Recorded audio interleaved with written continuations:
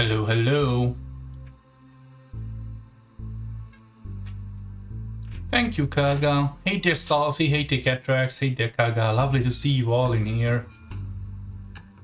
How you doing? How you been? Settling myself. It is affiliate anniversary, apparently. Thank you. I did not realize that that was a thing, but apparently it's either today or yesterday. I'm not sure.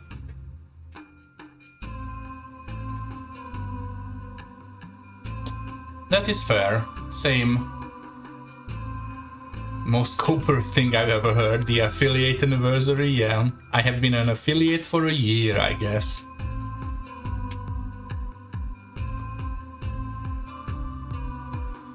Well.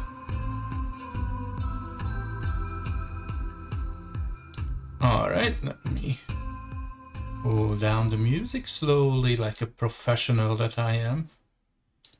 And then here we go.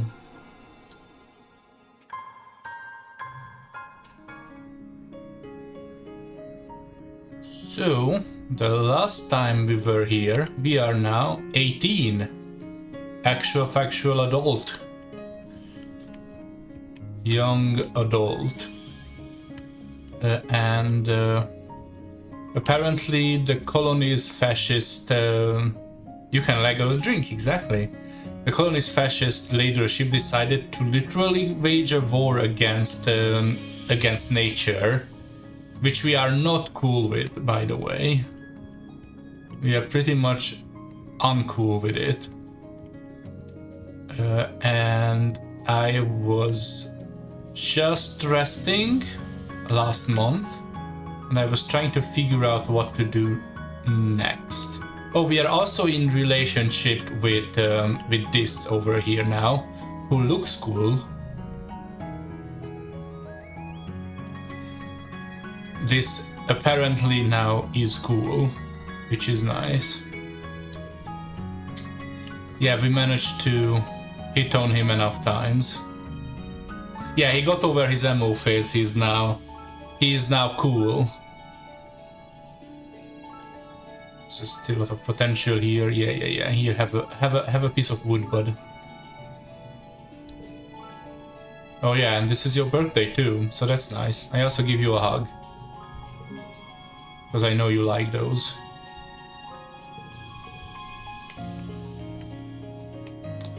Yeah, everyone is still hot. I don't know if this is okay with polyamory. We sadly realized that... Oh, where did you go, buddy? That Carl isn't. Carl grew up in a polyamory. His mother had 3 husbands, and he was like, "No, it's not for me." He's not like judging you because of it, but it's just, if he wants someone, he wants it for himself, and that's fine. Yeah, that is fair. It's not for everyone, exactly. We also figured out that Tangent is not only trans, like transgender, but is also transhumanist. So she's the transest trans that ever transed. Here, yeah, double faced. Have this flower. Not going to flirt with you.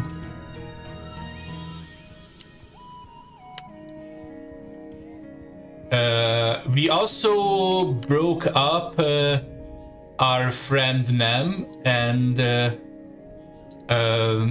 Face here, who is a fascist. Smoke one, you might as well have the full package then, yeah.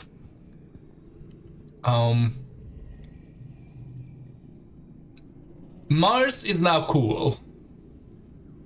Mars became pretty cool. She grew out of her bully phase.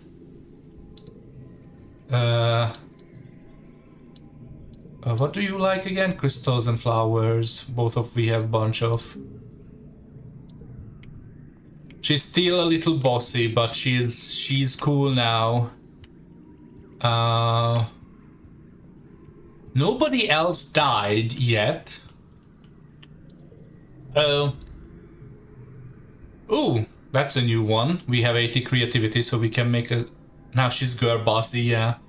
Nomi's big thing is that they don't know what their augment is. That's... They suspect some stuff, but they don't know. You have a crystal, because I know you like those. Alright, we have 80 creativity, so we can... Oh, also we wrote... a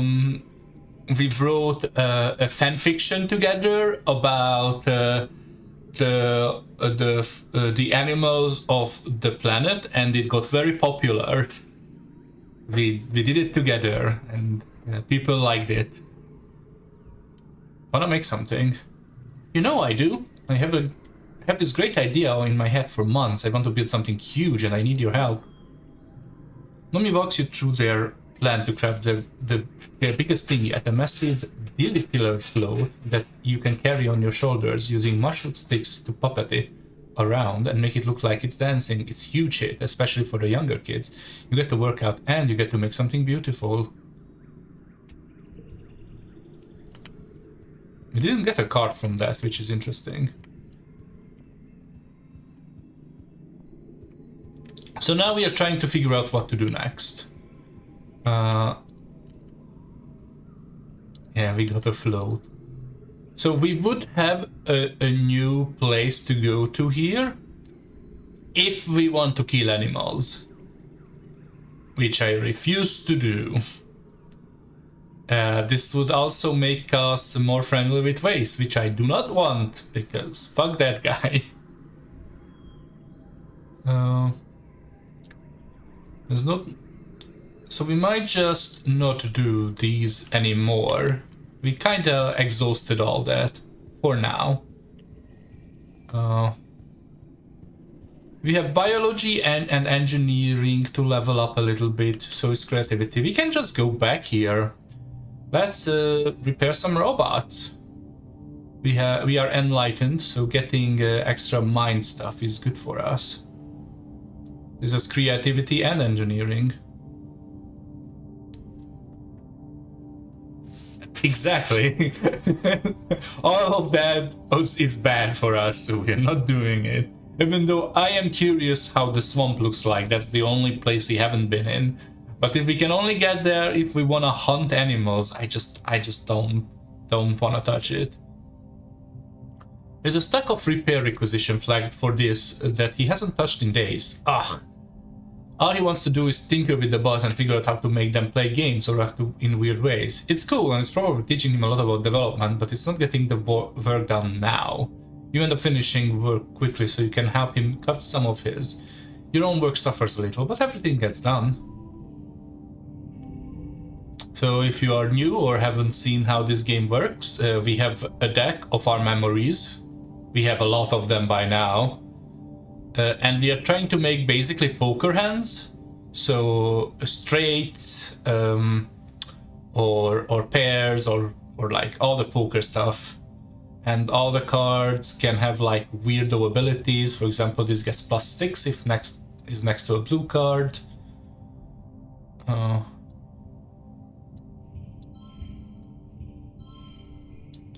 Can do like 4, 5, 6. Ugh. Not amazing. What if you do this?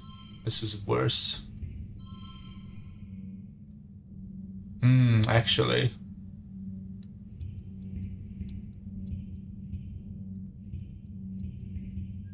There we go. So this is 4, 5, 6, 7 because it's a white card, and then a 9 pars and all the numbers together.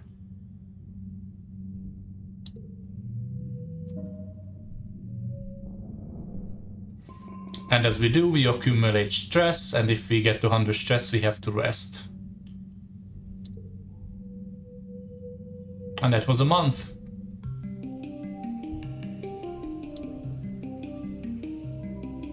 Ooh, additional equipment slot. There we go. So now we can buy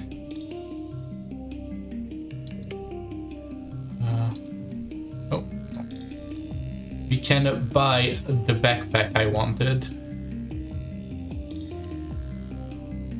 And yeah, you get to rest, and not only you get to rest, you get to rest for a month.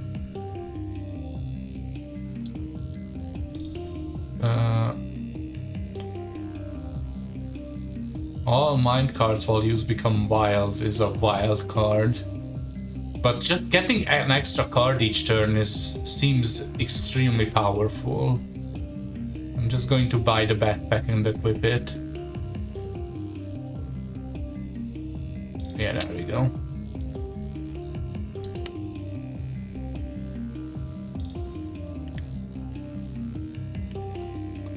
So we maxed out engineering. What else can we do? Assisting the medbay will give us biology and empathy, both of which we can use. We are about to max out biology as well, which is good. Then comes in with training injury, a gouge that runs from her knee to her ankle. She hobbles with a big smile. This is gonna be kick-ass, he grows as you help her into the medbed.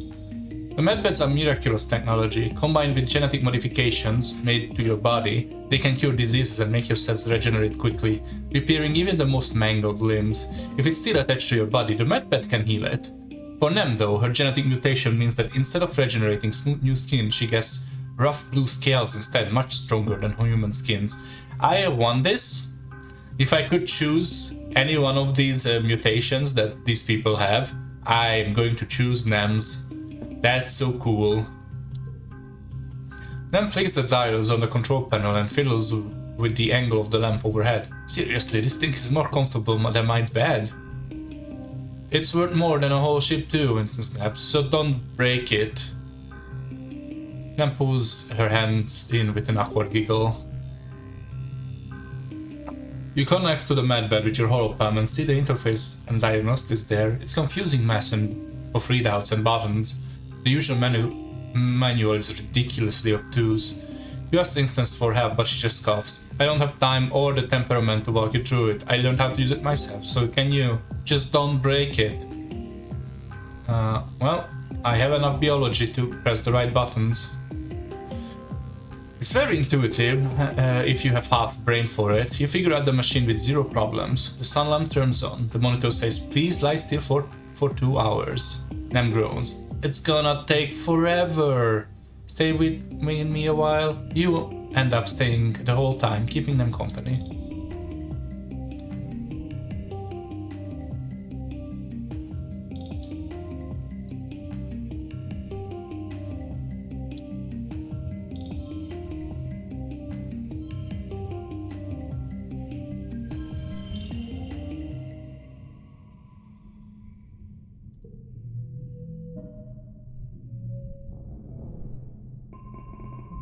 We max that biology as well now. Extra enchantment pack. Enhance your DNA in engineering. Excuse me?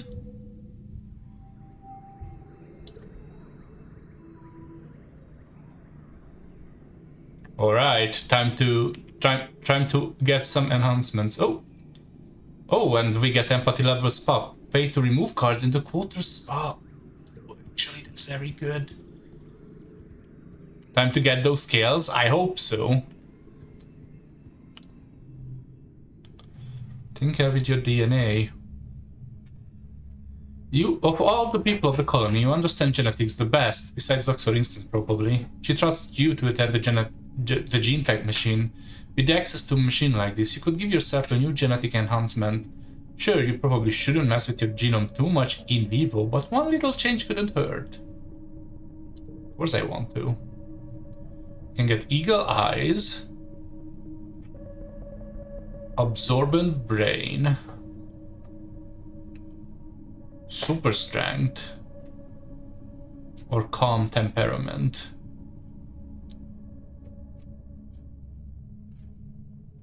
These are only the starting ones. So the strongest card here by far is Super Strength. Like, that's a 5 power card that gets +2 for each red card, and our deck is mostly red, as you can see. On the other hand, no pun unintended, but I might as well intend it. On the other hand, Calm Temperament has a very powerful effect. Like, getting -5 strength, -5 stress from one card is insanely useful. Because stress basically is how many things you can do a year. If you pull it, yeah. But that's true to any card. And you still have to play it, and it's only a 1 power card. Honestly, we have been playing the game as if we had strength, so getting super strength might actually make sense for us more. And it's better in our deck. Let's just put it in. It's a lazy person's dream. Eat whatever you want, don't exercise at all, and still look like you spend all the day at the gym. It's a tricky process, much more complicated than modifying the malleable stem cells of an embryo. You wouldn't risk doing it again, but this time it works out. Dr. Instance knows what you've done, but you take her silence as a tacit approval of your risky experiment. Okay. Nice.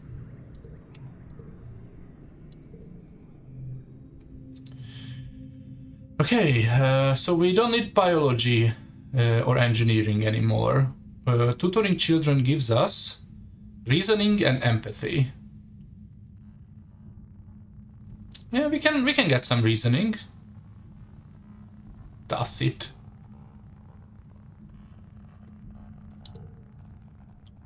Sometimes tutoring is more like babysitting, and sometimes it's like counseling.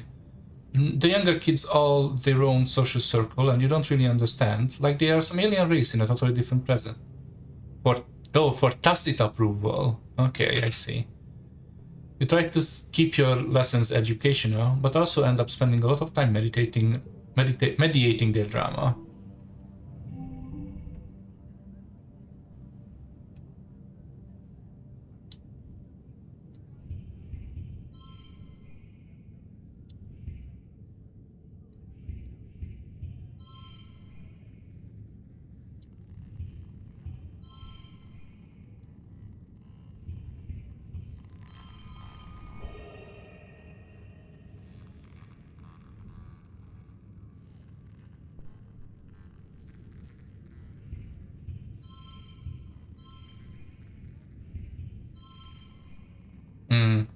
Not better.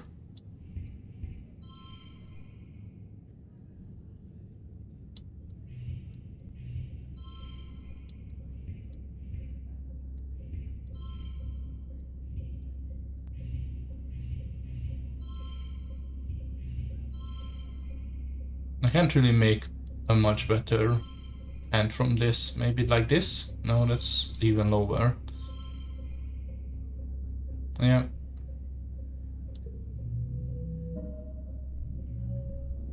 I mean, +6 reasoning is still a lot.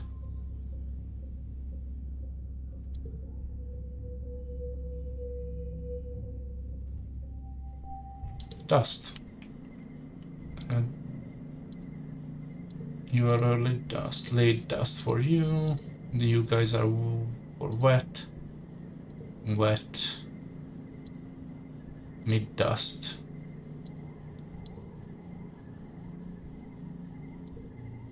Hey there, Barrick. How you doing? How you been? We cannot tell if it's hubris to believe humanity will become the dominant species on Raptuna as we were on Earth. If nothing else, it is certainly a survivorship bias. The family tree of humanoid species has many dead branches, so to speak. Humans are weak, defenseless, fragile, inefficient, and short-lived. That is only a few of our faults, and yet we dominate the Earth. I have to believe that it is possible to do the same here. You have a flower.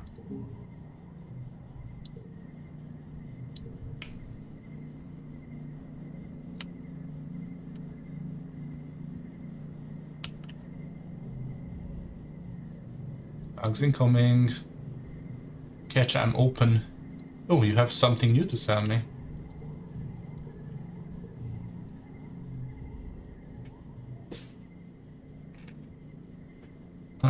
Rex beams when he sees you walking towards him. Rixton, just the person I wanted to see. You duck under the shade of the overhanging bit of construction. I want to talk about you something. I wanted to talk about us. Alright, we should talk about it.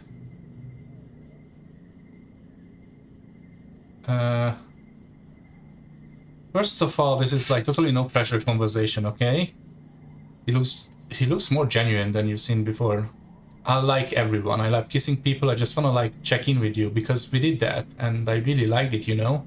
I wanna do it more. I just wanna know where you are at. What do you want from me? I mean, aren't you dating this now? I didn't ask it before because it's not my business, but what's going on with that? This is the only two questions. This is the only two answers I can give.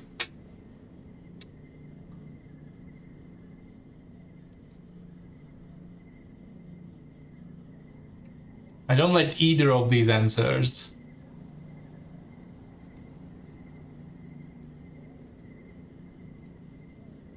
I wanna talk to this about this. I don't want to say this, but I also don't wanna say this. Like, I don't wanna fool around on the side, that seems scummy. But I also don't wanna forget it, that seems mean.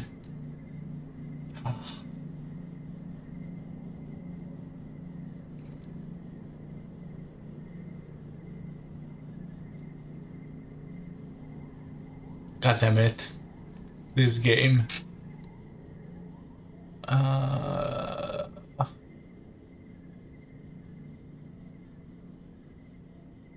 I'm going to say this, and if I don't like it, I reload the rest.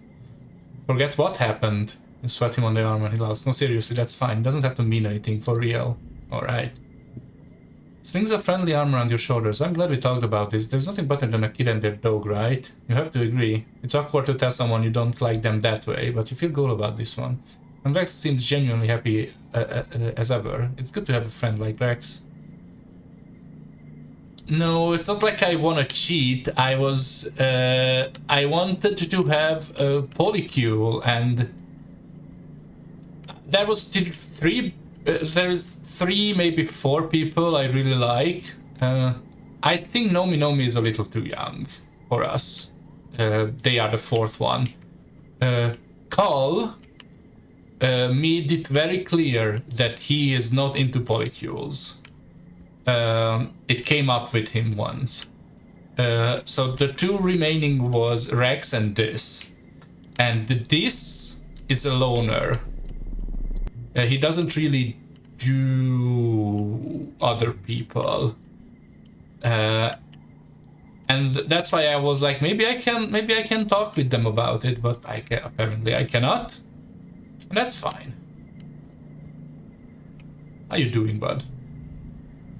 Typical, everywhere we go, it's just garbage. Humans are garbage.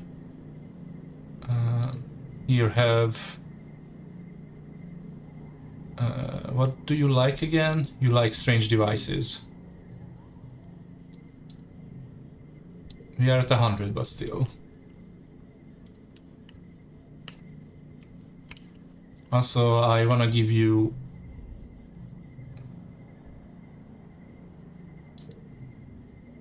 and wood.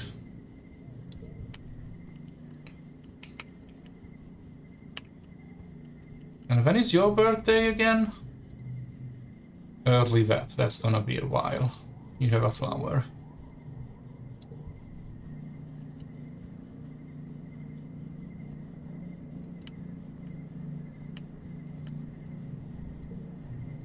Okay, let's do more reasoning. Let's get that skill up.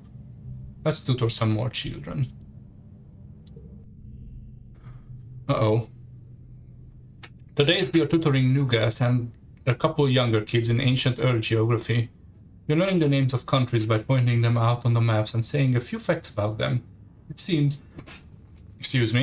kind of pointless to memorize places that these kids will never see, but it's not like you can teach them about Vertungan geography yet. You're still discovering it. Billions of people, Nugat says, skeptically squinting at the hollow projection of Earth. How did they fit in everybody into one planet with all the trees and animals and stuff? Was it like one big colony? No, I'm going to tell her the truth. I'm not going to tell a gentle lie. I'm going to learn about Earth. Yup.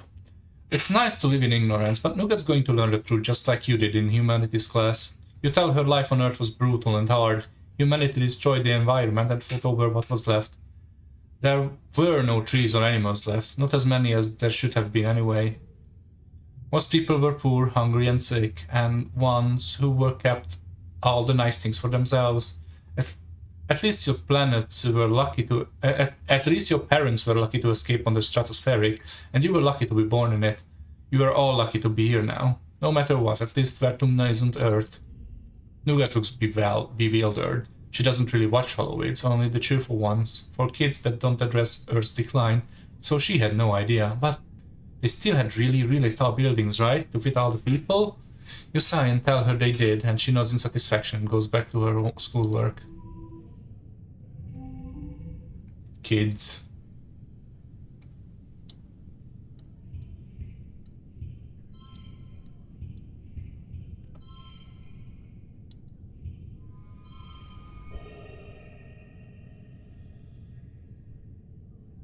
Plus 3 bonus to straights. So what if I do this? Much better.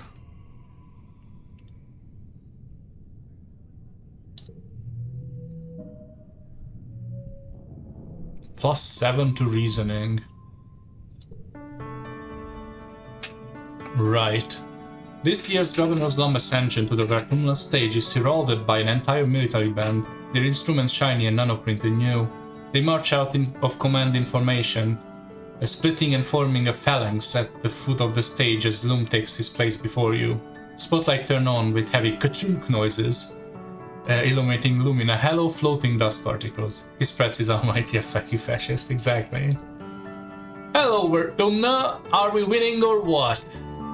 The reaction is mixed. You look around, it's easy to see the ones cheering the loudest are the Helios and people who fully adopted the mentality like Nem. The Stratos are more reserved, some even silent. Security Chief Ret is one among them, his usual stony expression hiding his true feelings. Regardless, there's enough cheering that Loom has to wait for it to die down before he continues. We are killing it out there, people! Every day we claw a little more territory from the savage aliens of this planet. A potato pod arcs through the air and lands at a poke and splot at Loom's feet, spluttering him with juice. You don't see who threw it, but the faction from the Geoponents is looking restless. They begin to jeer and stomp their feet. Loom continues, raising fist. Those Xenos attacked us first, and now they're learning, don't mess with humankind. The crowd is now evenly split between cheering and booing. The Stratos are agitated and hear calls for things to return how they were and how Lom and his soldiers are killing the planet. Even the council lined up before the stage is facing the crowd looks conflicted. We left Earth to get away from this shit, your dad shouts, and now, as you turn to him in surprise, he rarely swears. Now look at us, we are right back where we started, finding each other and the planet.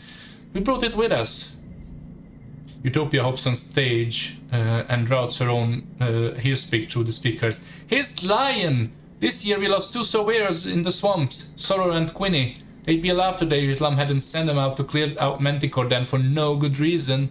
She jumps her finger against Governor's chest. The only threat to our economy here is you. Uh-oh.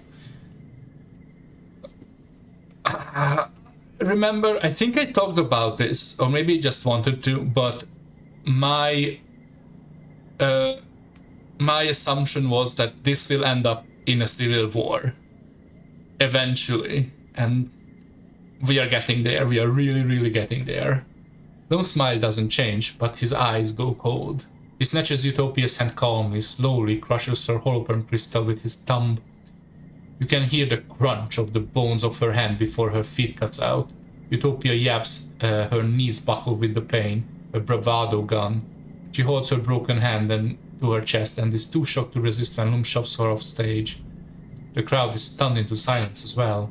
Lam clears his throat and approaches the end of the stage, looming tall over the council. Thank you for your input.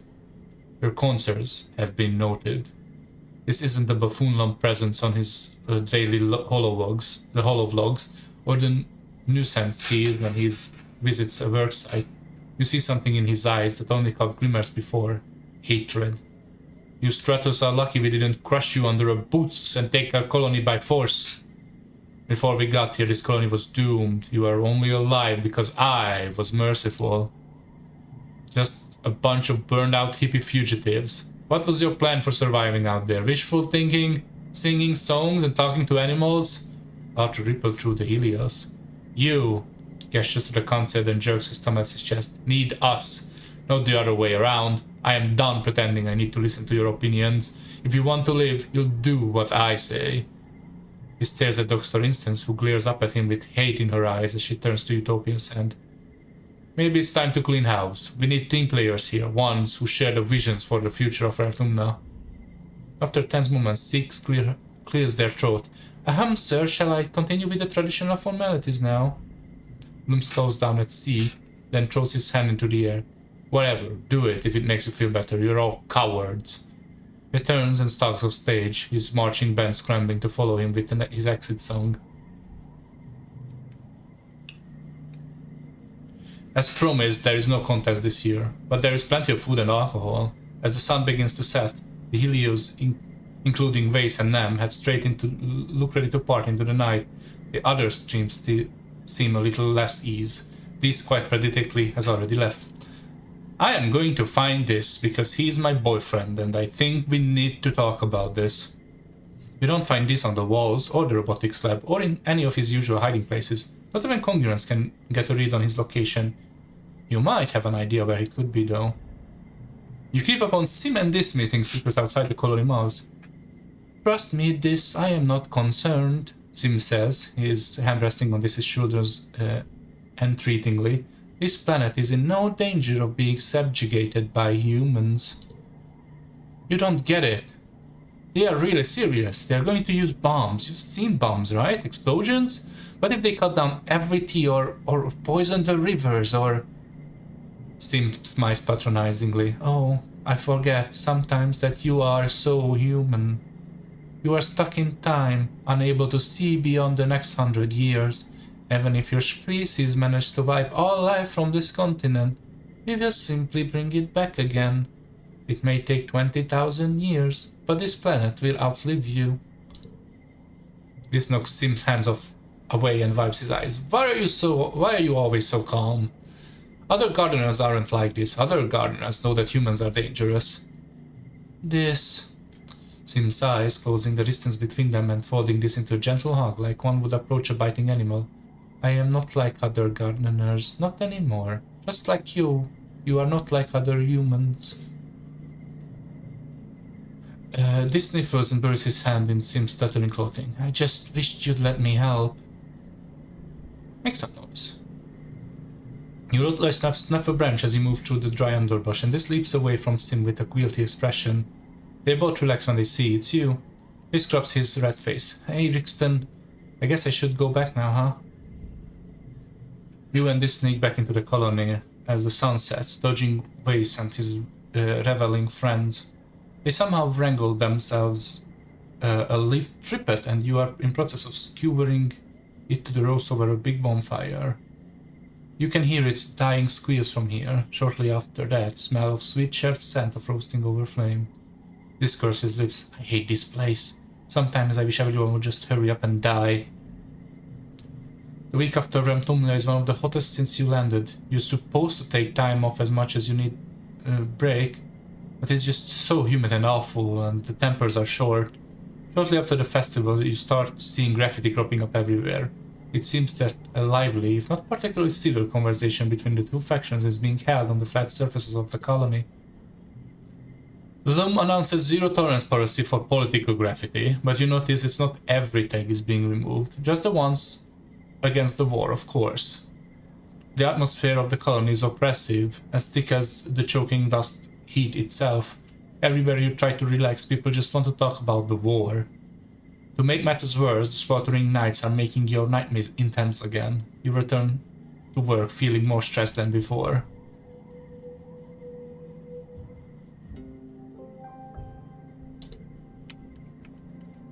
Anyone mid-dust? You are late dust, late wet, early wet. Mid-dust. You are mid-dust. One more. Yeah, you are coding. Happy birthday to me. I can't believe you remembered. Oh, you have another thing. Where you normally find Rex and Nomi playing together, you find only Rex. You ask him where Nomi is and he shrugs. Sorry, I don't know. They mentioned you were kinda under the weather. They were kinda under the weather. They're probably leveling their Legends of Ammar character. You could try messaging them on their palm. You thank Rex and go back to your room. You get comfortable on your bed and load up Nomi's private Legends of Ammar server. Back on Earth there would have been thousands of people playing this game, but now it's just a brave few nerds. Just as Rex said, Nomi's logged on one of their characters and they send you a message. Hey, sorry if you were looking for me in Super Crummy, so I'm gonna spend some time in Avamar. I'm leveling an alt right now. If you make a new Kara, I can help you with the first group of quests. What kind of do you wanna play? I wanna play a wizard. You log into the game with a new character after spending a few minutes having minor existential crises over their name. You eventually give up and name them after yourself. Nomi's waiting for with their new character. Meet Reyes, an elven archer with long red hair. They jump a few times in your general direction. Your character is so cute. Oh, thanks, yours too. You think so? Thank you. Whoa, that's a cool pick. You do the first few quests with Nomi. The character is a little more powerful than yours, so there is a lot of time to chat. Nomi keeps up a running banter about your adventures, typing as if they were speaking for the characters. Oh, they are RPing! I hope we can RP back. Fear my bow, meddlesome creatures. The forest will not miss your presence. It's hard not to notice how much more serious and well-spoken Nomi seems when they are writing in character instead of speaking. You didn't know that you had it in the. You didn't know you had it in them. Weirdo sentence. You didn't know they had it in them, I think is what's supposed to be there. You play along. Of course. You type back. Arcane power, seal thine fate. Nomi sends you a string of hearts. Oh. You play a bit until you have to stop to sell your loot at the vendor, marveling at the accessories you'll be able to buy when you have some more gold. Nomi opens a trade window with you and plugs a necklace into it. It's one of the expensive ones, a huge increase in your stats. Galactic. Bet it would look on you. Accept and flirt back. That's how we are. I shall wear the battle and think of you, my star. Nomi replies with a heart. You and Nomi battle your way through a gnoll encampment and stand to face with a big bad Graz mage pelt. Nomi readies their bow. Heroes, we are called into battle. It's an actual combat challenge, which is very funny.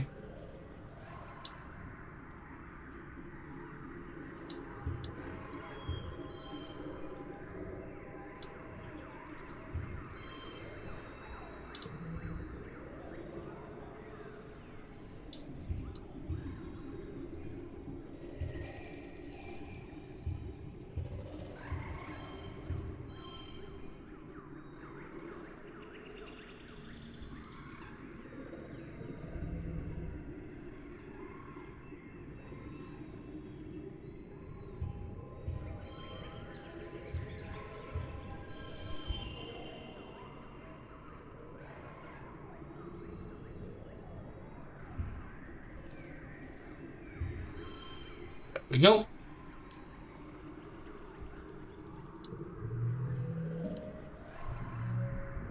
Oh, we got combat stat from it. That's very funny. You stand victorious over Graz Mage Pelt.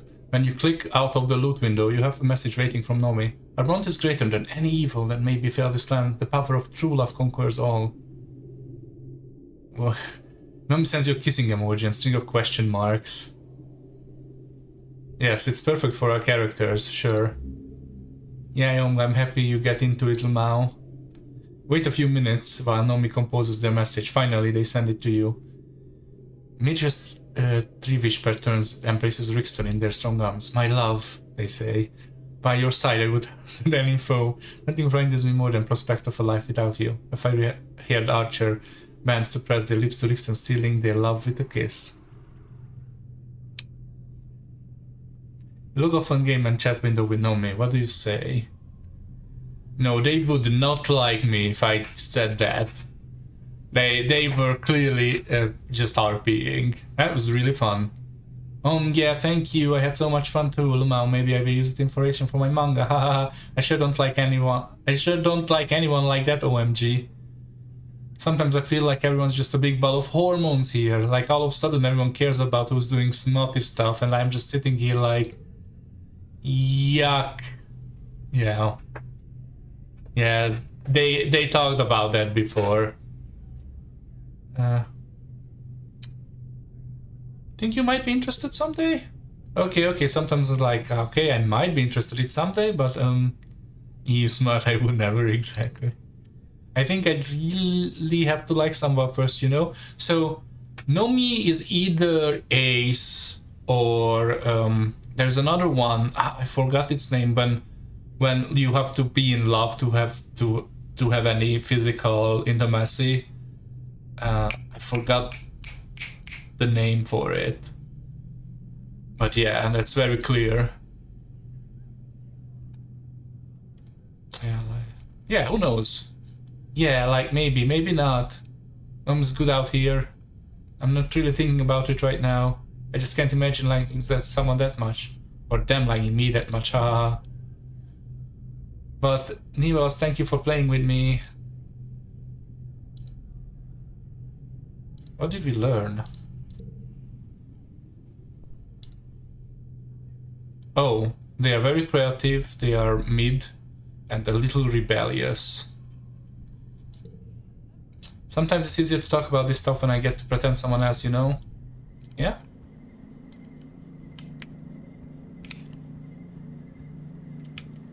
What were we doing again? Call. Late dust, so next month.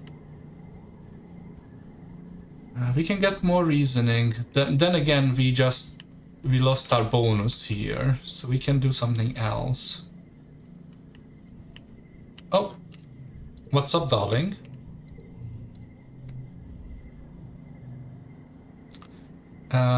Mars is working in the depot today. You find her sitting on a pile of boxes, drumming her feet against them as she flips dismissively through a magazine on her hollow palm. Every so often she notices something she reads and rolls her eyes. Oh hey, Rixton. Would you rather have a really bad body odor for a whole day or have to spend the whole day naked? I'd be fine being naked. Why?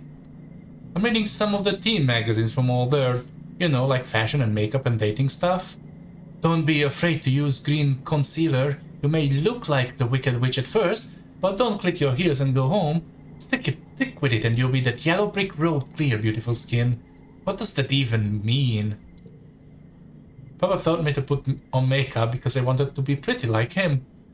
But never was like cover up your blemishes, make your nose smaller, hide your scungy spores, and that's all they ever talk about in these things. And it's like, was Earth fashion really about making everyone look as small as possible? What is wrong with them? I was the biggest kid in the whole time we were growing up and I've always been gorgeous. And that's not just my genetic enhancement talking. Sometimes I think they should just make everyone unable to feel shame. Ah, there you go. That makes so much sense, actually. Of course you are a bully when you were a child and bossy when you grew up, when you are literally shameless. Like all these magazines talk about how to fix your flaws or act different so people will like you. It's such a waste of time.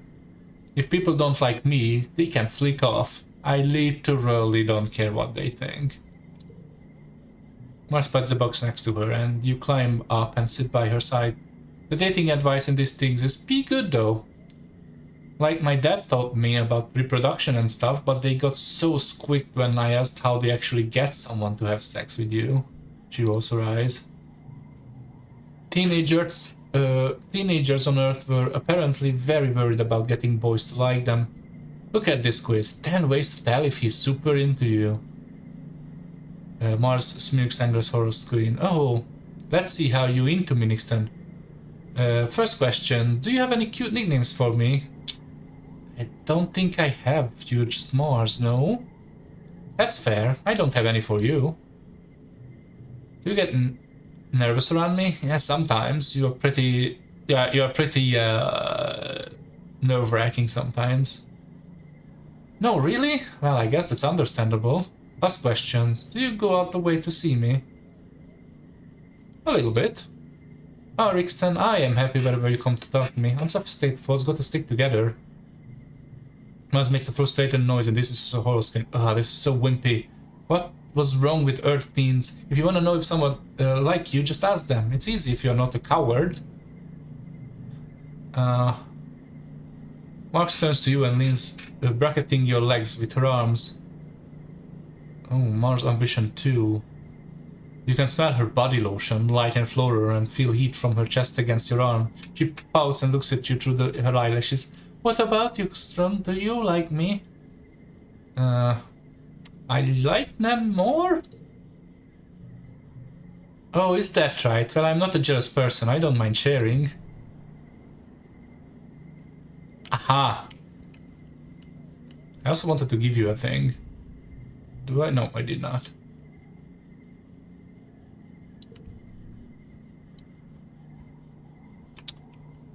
What about Carl? You are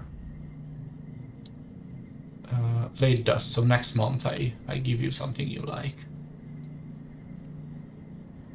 So we could get empathy, persuasion, organizing.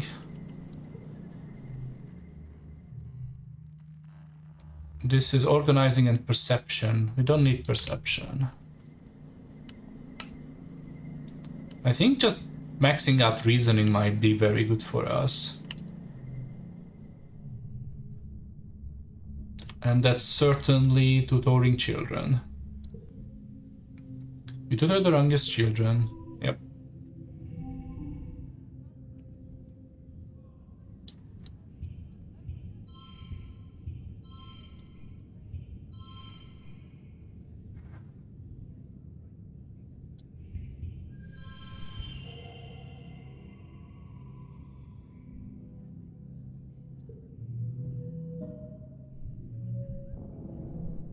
Seven points of reasoning.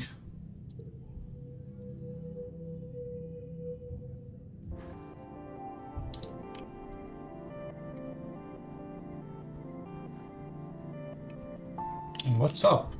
Everyone wants to talk to me this year. What's going on?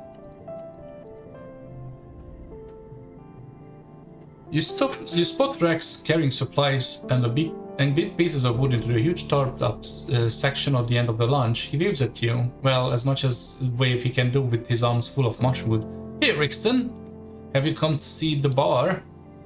You give him a questioning look. The bar? You don't know Rex super well. You never heard anything about the bar. He gestures at the tarps. My bar! I've been working on a special project ever since I joined the construction queue. The colony needs a place to cut loose, you dig? I think it's about halfway done. You take a look at what you see. Rex has kept all the pretty well tarred and hates letting people inside the pig, but you can tell it's big. Perhaps a little too big? Ambitious maybe, for it's a first sort of construction project, but Rex has a lot of help from his crew and from the whole colony. He'd have to be able to find enough wood. I'm sure it'll be great. Rex comes over to you and slings you into one-armed hug. Just seeing you makes me super energized. I can almost hear the music now. That's right, the bar's gonna have live music. You know anyone who plays an instrument? I'm gonna work double time to finish the place. If you want to help, bring me a mushwood you can find. Oh, okay. So now we have... now we have a reason to give him more mushwood. Other than just because he likes it.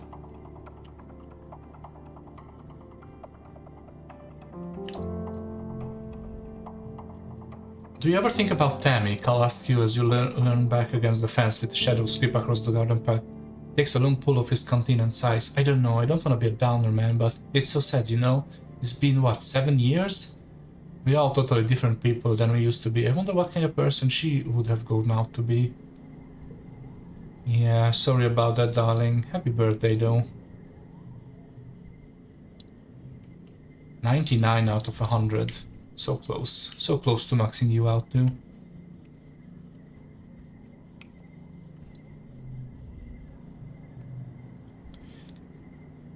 Hey, let's get out of here. I was just thinking the same thing. I'm taking a transport. This calls out, and someone in expedition wipes him away as you climb onto one of the trusty vehicles. This slides easily behind the wheel and flashes you another smile, cheekier this time, as the transport rumbles cheerfully to life. This handles the transport well, sticking at first the well-worn roads before taking a poorly marked opening between the trees. Even off-road, this looks completely at ease. He drives until the forest suddenly stops, and you break through the tree line and see an absolutely breathtaking vista drops away from front of you. This turns off the transport and turns to you. Pretty, right? I love that. Outside the colony walls, you can go basically anywhere and feel completely alone. You quirk an eyebrow at him and he blushes, takes your hand. I like being alone, but I like being with you even more. Cute.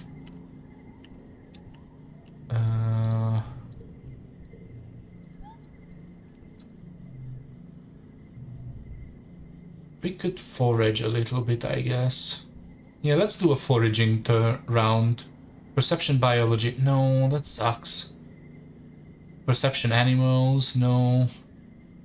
Bravery perception. No. Yeah, that's the problem. We have been doing that so much that we just exhausted all those skills already. I wanna level up more skills.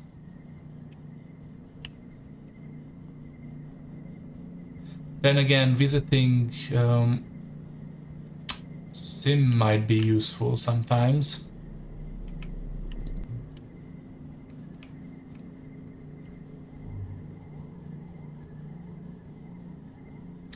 I'm just going to keep leveling up reasoning, I think. Just so we have it high. What is engineering? Reasoning and engineering. Life sciences is biology and reasoning. So yeah, just tutoring. Nomi needs help studying for their physics class. They have this idea, they want to be an engineer when they grew up because they like robots and holograms, but they're having trouble actually learning any engineering. Nomi pulls up a practice test on their holopalm.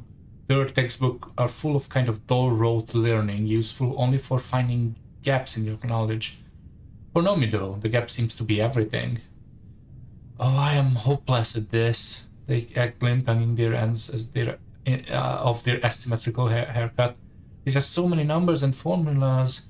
I didn't know there was gonna be a math engineering, and I have to figure out what I'm going to do for my project.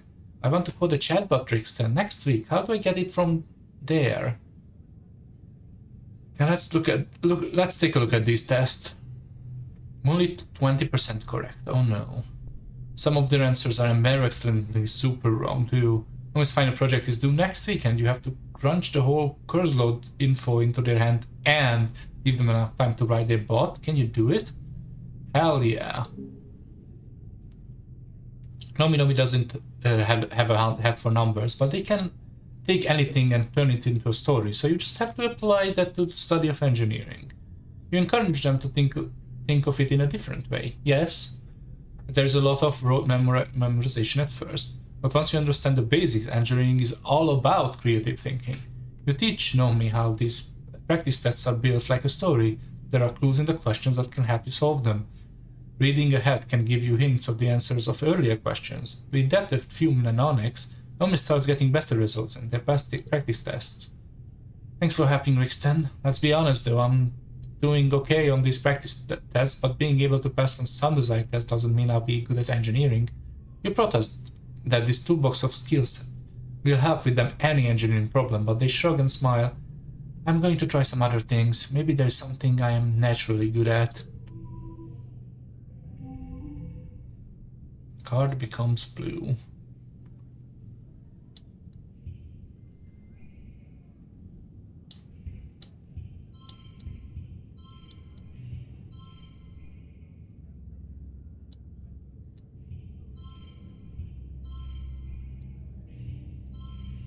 Wow.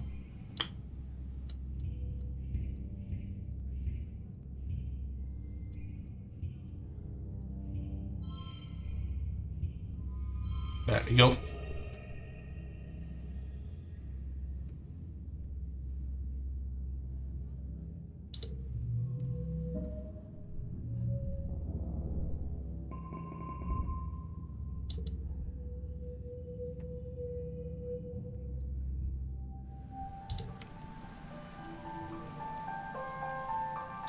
Autoplay fairy sometimes plays the best hand for you. Sure.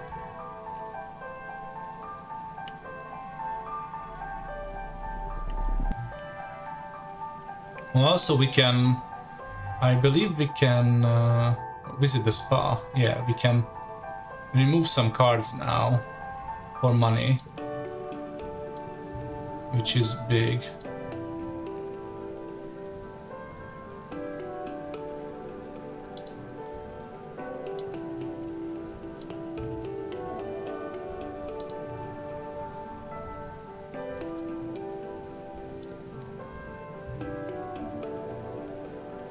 Just going to cut out some low number cards.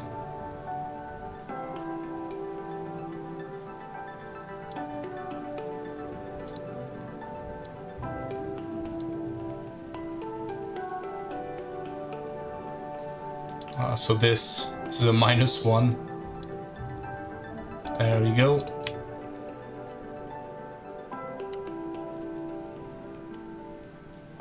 Who is... You are early vet, right? Bloom is a disaster. You wouldn't believe some of the reforms he's blogged.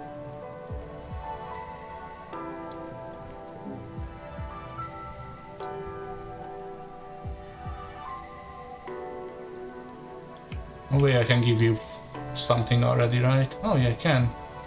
Good to see you. Have you come to see the new genetically modified hybrids? Thanks on some real future tech with these ones. Apparently they're gonna yield 4 times as much fruit, and the ring is going to be edible too. Here, have some food. And I bet, yeah.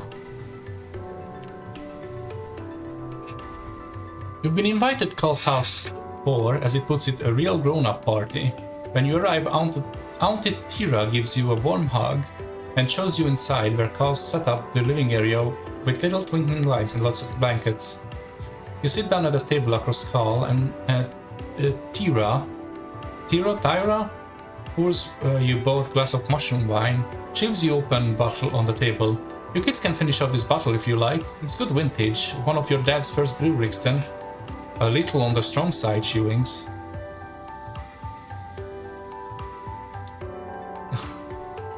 Yeah, we went to school together. Still, yeah, I mean, it is what it is. I'll be out late, Tyrus says, kissing the top of Carl's head. Follow me if you need anything, but don't you two wait up for me, okay? Wow, Auntie Tyra is cool. Carl smiles at you as you duck into dinner. I'm glad you could come. I thought inviting Rex, but he has like zero chill, you know? Besides, you are one of my best friends in the whole colony. I can't think anyone else I'd rather be with. Carl puts his forks down and looks at you earnestly. I'm really glad you are my friend, Rixton. I'm so proud of everything you've done. Sometimes I think I really love you as a person, you know? Sorry, I know that's a lot. I'm just really grateful for you. You and Carl share a wonderful dinner and polish off the bottled wine. Afterwards, you settle into a big pile of blankets to lie back and look at the stars through the bright skylight in his living room. And so that's why I asked we should domesticate more Unisaur. It just makes sense, Carl finishes, and you laugh. He's right, who doesn't want to ride a unicorn? You deserve a unicorn. You've been laughing a lot. Everything is just so funny and also so pretty. The stars looks like they are swimming in a big dark ocean. Little twinkly lights Carl put up to look like stars you can touch. You reach out and grab one and come up hilariously short, and Gal giggles at you. Carm is warm and cozy against your side, and the blankets are so soft. Everything is so wonderful. You talk the rest of the night away, sharing your thoughts about everything and nothing. It's so nice to share this simple intimacy with a good friend. Eventually, you're both yawning too much to continue talking. Carl pulls a blanket over you both, cooning you in comfort and warmth. I'm so glad we are friends, Carl mumbles. You sound sleepy, and you realize your eyes are getting heavy as well. As you tip backwards into sleep, all you feel is love. You both sleep deeply. Morning arrives unceremoniously, pouring through the skylight directly onto your face. You grumble as you turn your head away, burrowing into something that's soft and smells sleepily sweet. Oh, it's Carl, and your face is merged into the soft skin of his armpit. His arms curled around you, your shoulders protectively, your legs tangled together under the blankets. Carl shifts underneath you and blinks his bloodshot eyes open, squinting into merciless sunrise. Ah, dip. That's so much. He laughs as you peel yourself off of him, sticky from drool and sweat. Gross, bruh, he says, and you smack him on the shoulder. Before long, his mom pokes her head into the living area. Hey kids, ready for some breakfast? Breakfast sounds incredible. You've never been more excited to the prospect of breakfast in your life. You share breakfast of roasted ribbed eggs with Carl, his mom, and her 3 partners. Even though the rest of the colony is in chaos, you feel somehow healed, having taken the night, let yourself bask in their love.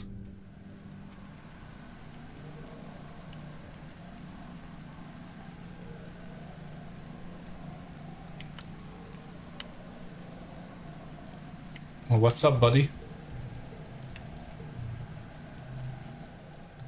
This evening, when this isn't in his quarters or his usual spot near the expedition rescues, you have a sixth sense of where to find him. His old secret hideout in the big drainage pipe under the wall, where he still goes sometimes when he needs to escape or be alone. Sure enough, there he is at the entrance of the pipe, but something's wrong. He's flinging with the package furtively. Furtively? His head jerks up as you approach and he clutches it to his chest. You can barely believe your eyes, but you know a bomb when you see one. What are you doing?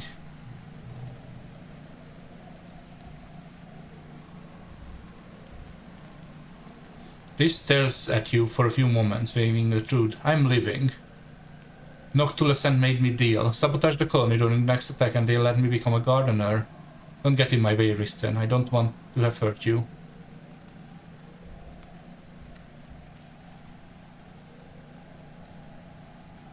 I am not rebellious enough to live together, which is a shame. I'm not going to yeah, I have been too much of a good guy.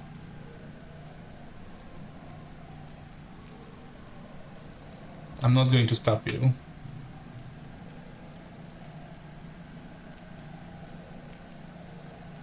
Huh, well, okay, cool. Alright then.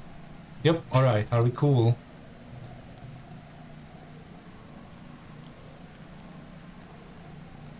Didn't see anything. I don't like that. That feels unsatisfying.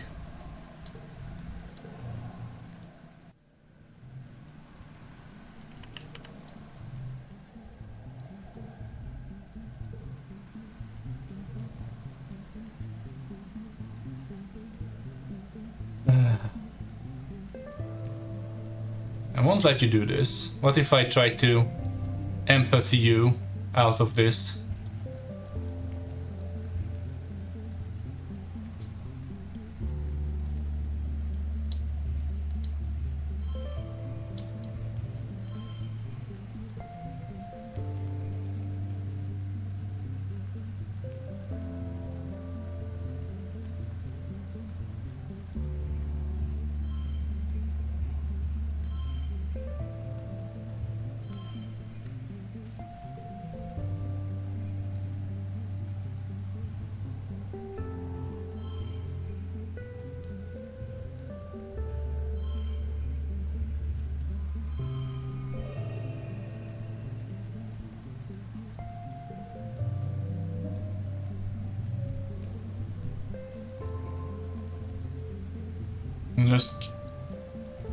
I'm just curious what happens if I tell him that.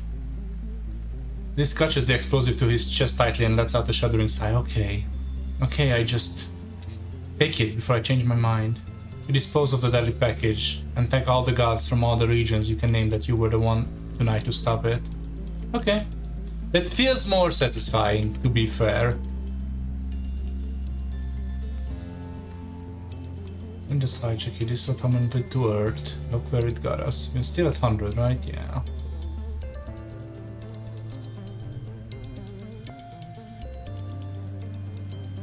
I was thinking of learning something new. It's not enough that I already know how to draw and write and play video games. I could learn to knit or sculpt or make jewelry. I know I can just nanoprint stuff like that, but it's like to make stuff with the hands, right? Also means the fascists will probably kill him anyway, maybe.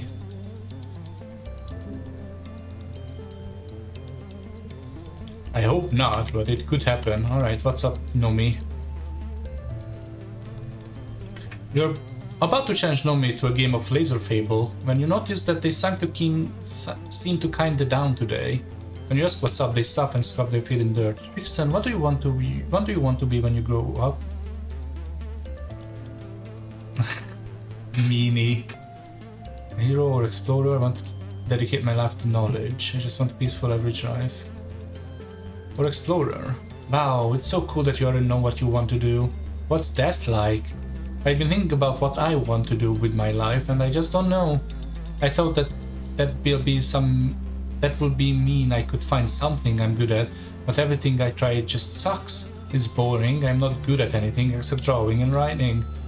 Before we landed on Vertumna, I thought that I'd end up doing whatever was assigned to me.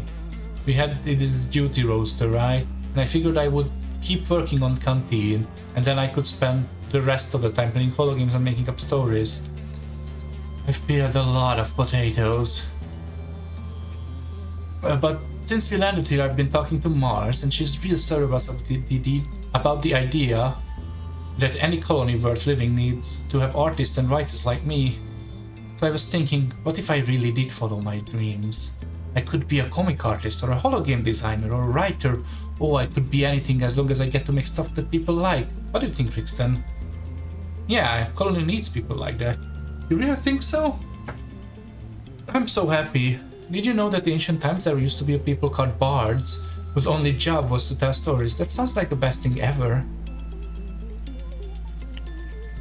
Hell yeah, buddy.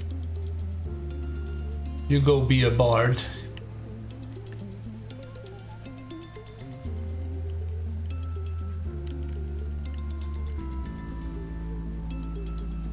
In a hellish landscape though, yeah. It is what it is. Alright, let's tutor some more children. Yeah, everyone loves bards at LARP, exactly. Mars sends you a message that she's looking for tutoring in biology. You ask for more information of what subject in specific, and she responds that she's struggling primarily with anatomy, specifically the reproductive system. You bin the message and reply that she contact Dr. Instance for any further question.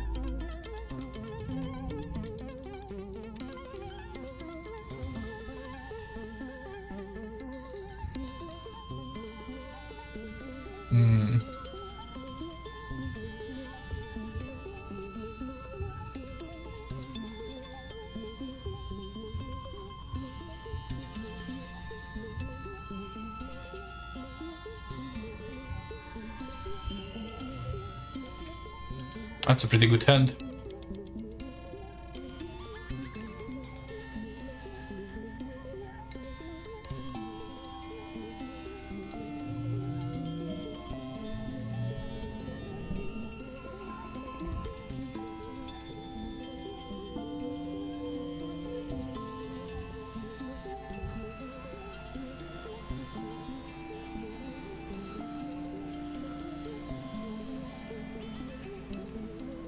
Yeah, I haven't checked on you, but I have to do that. Seems like a bad idea.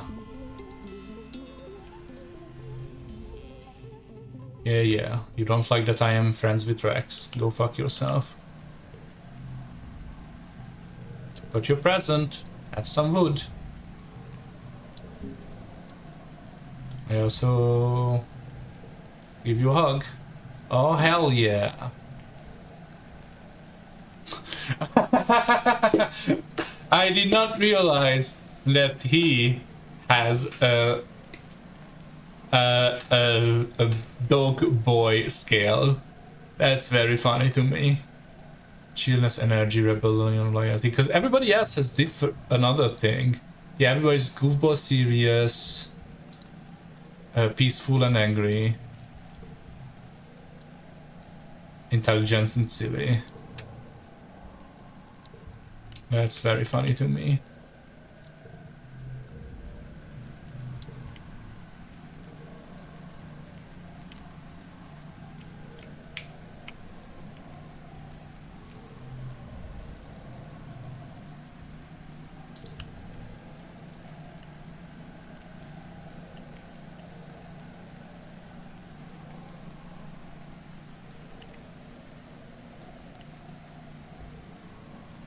I'm going to go out at glow anyway, so Nomi doesn't really need help. Yeah. We're just doing this for the stats. I wonder if this is a plus it flushes with this card.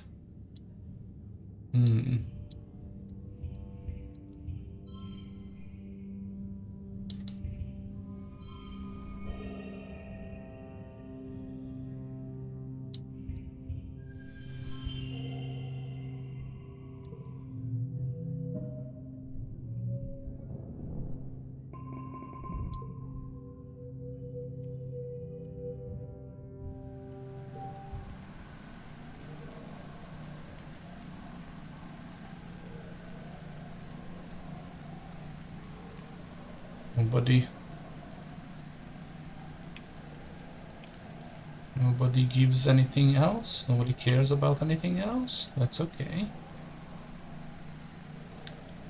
How can we get more persuasion? Is it just humanities? Creativity, persuasion. Yeah, let's do that. Let's study some humanities. Mars and Tanga for humanity, because I love this one. You try to ask them what's up, but they only exchange glances and change the subject. I guess we are not rebellious enough to be told that a rebellion is brewing.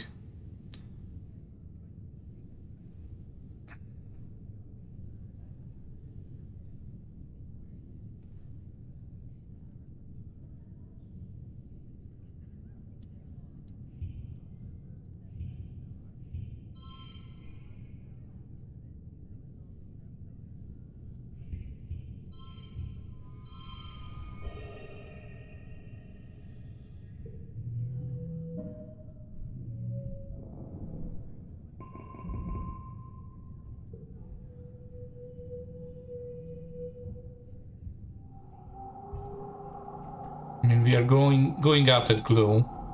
Oh, we didn't give anything to you. Ah, shit.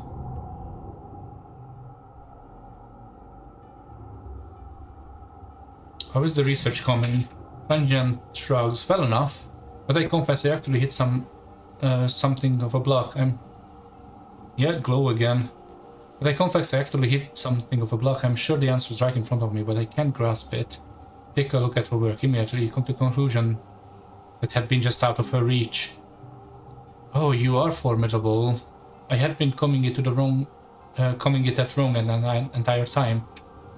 Thank you for being someone on this stupid rock I can trust with what they're doing. I forgot to give her a thing on her birthday, but that's fine. Here, have a flower. 84. Happy belated birthday, yeah, just a month late. What we can do at Glow is something nobody else can do.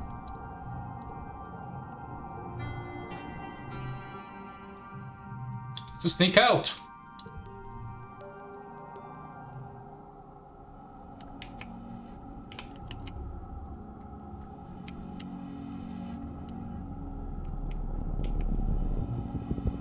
We're going to go to the yellow first before anything else, and then we can backtrack for more quests.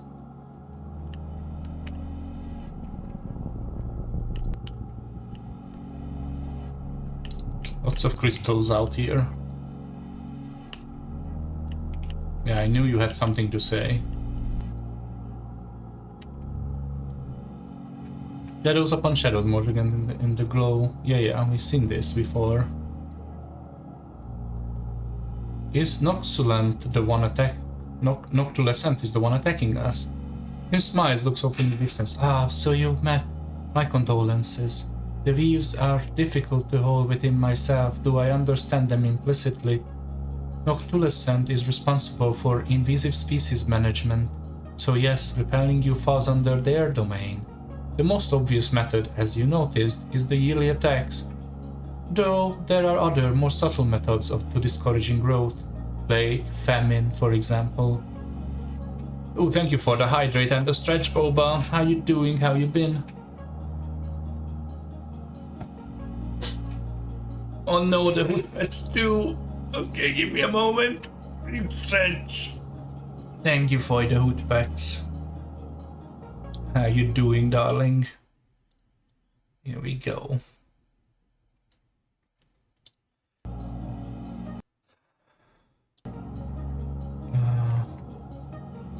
Doesn't have to be this way. Well, that's enough for now. 3 Seviers, you know. Can I give you anything today? I guess not.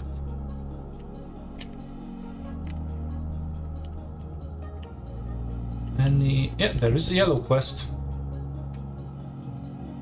Oh yeah, it's this again.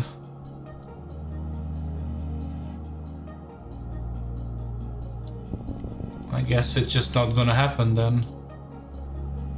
Okay, so there is not much else we can do other than talking with Sim when we sneak up out at Glow, which is something.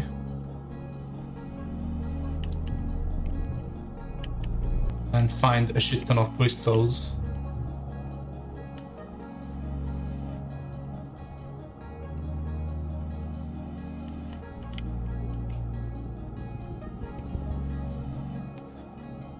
You can pass part where the Gnarlwood sounds. Yep, take a closer look. Cut my way through. Nothing happens. Yep, I always have my pets with me.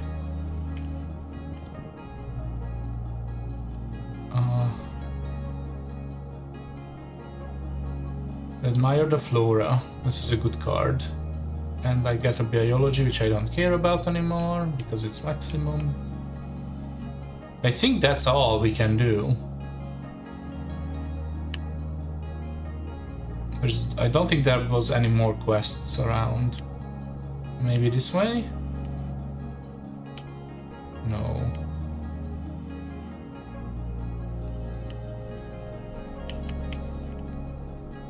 It is what it is.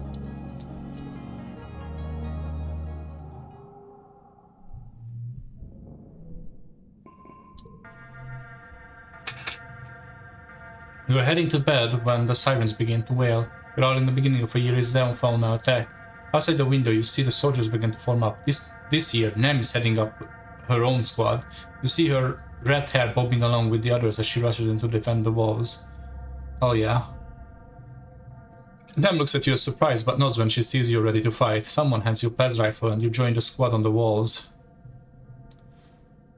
You stand shoulder to shoulder with Nem and watch the xenomass on the far side of the firebreak. Look at them all. They just keep coming more and more every year. What are they even waiting for? Why don't they just attack already? She shoots a look at you, a look at the rest of the squad, all of them Helios, mostly young adults like you, and lowers his voice. I just want to get over with it, you know? These Helios learned to march before they could walk. I want to prove I can handle myself as well as they can. She runs her fingers down her barrel of her plas rifle, where she's stenciled the name Kombucha. A low wing from the forest downs your attention back to the enemy line. The wall of animals is approaching in eerie unison, their footsteps drumming, a rumbling tattoo across the ground. Nem clutches her rifle tightly. Okay, here goes. Yeah, Kombucha was her brother that died in like the third attack. The animals approach the wall at a steady pace, but stop short of the wall. Instead, they mill around outside the colony, near the garrison, in the eerie silence. Kombucha is fermented tea, yeah? I mean, they all have like, he's anemone, right? They all have like weirdo names. In the eerie silence, you hear the sudden crackle of plas rifle fire and flying creatures fall to the ground. You hear Secretary Chief Red from his post of the wall telling his squad to hold fire. His voice ring through the still expectant air. The Xenos are just standing there. It's so quiet. The animals appear to be waiting for something. The uncomfortable impasse stretches into minutes, until finally Nem tilts his head and she hears orders through her speaker. Okay, we're just going to attack them. I can't open fire. I can't say no now. Which sucks, but it is what it is.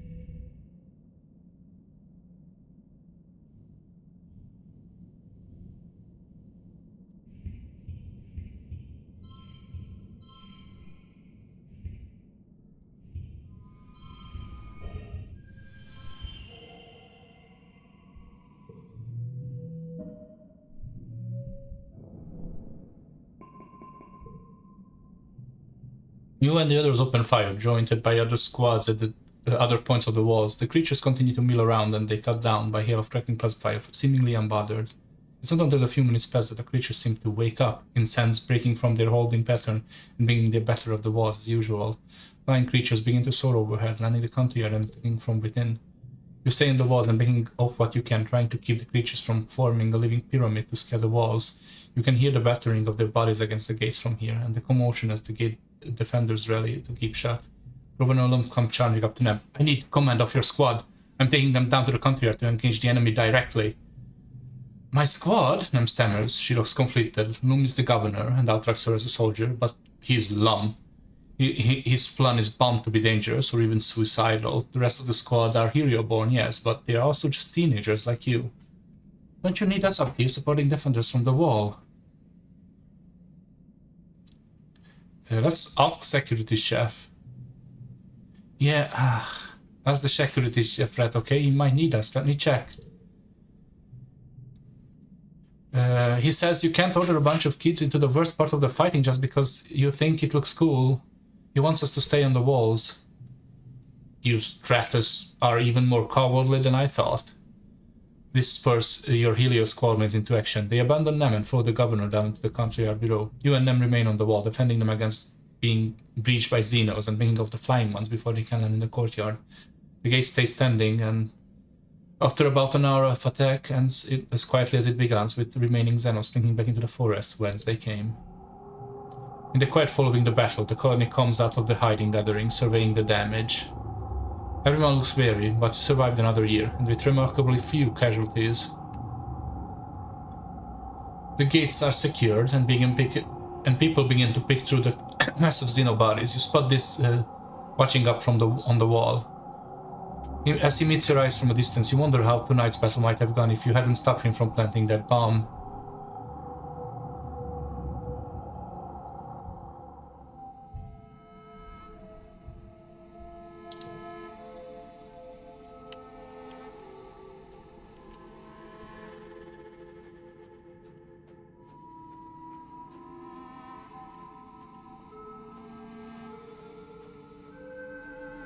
Yeah.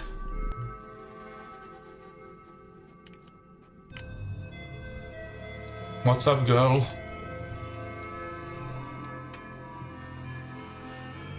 What is our relationship now? 84.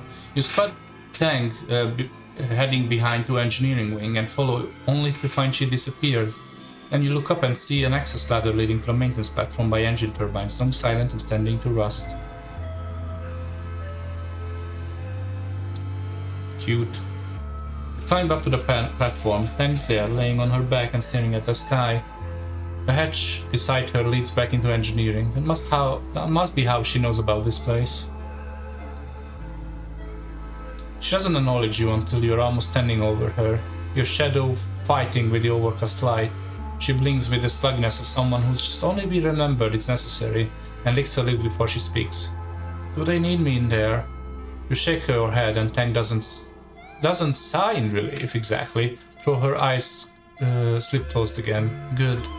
It's all too much right now. I don't know what I thought. I don't know what I'm doing up there. What's going on, Tangent? Tang hops in a small laugh and folds her hands over her stomach. You know, I think I might be burned out or depressed. In Earth movies, depressed teenagers will sneak out onto the rooftops. I confess I don't think I see the appeal. Maybe it would be better if I had alcohol or cigarettes. Blanking out your mind with substances is what my mom used to do, not me. You wanna talk about it? I don't think so. Maybe. Will you sit with me? You lie down beside Tang and watch the gentle revolution of the sky for a few minutes. You can feel the caginess seep into Tang as you lie there in silence, and then finally she speaks. Do you ever think about humanity? Humans are such glorious, beautiful, utterly self-destructive thing.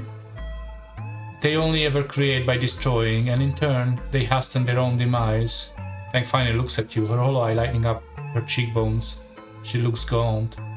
It was a belief in human supremacy, an unchecked innovation, and doomed humankind on Earth. Does it seem we are going down the same path here on Vertuna? I believe we can do better.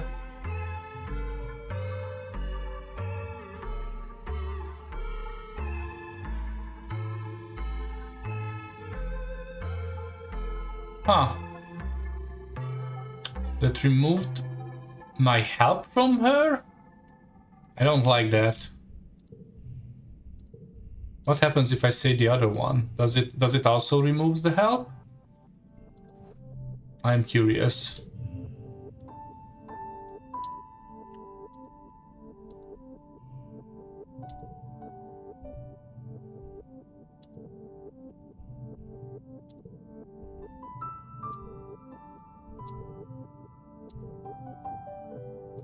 This is our home.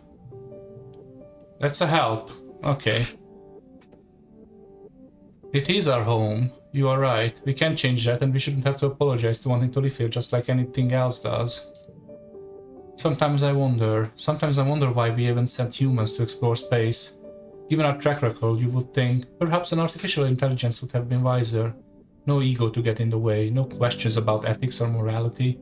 After all, we learned in Earth history that when humans colonists traveled from Europe to the Americas, they nearly killed everyone who already lived there because they spread disease.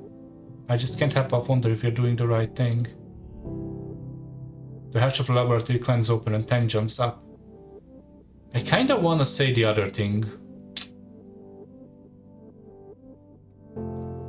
Get fucked, both you Master. Well done. No, I think I wanna say the other thing, even if it means I'm not helping her. That feels more right.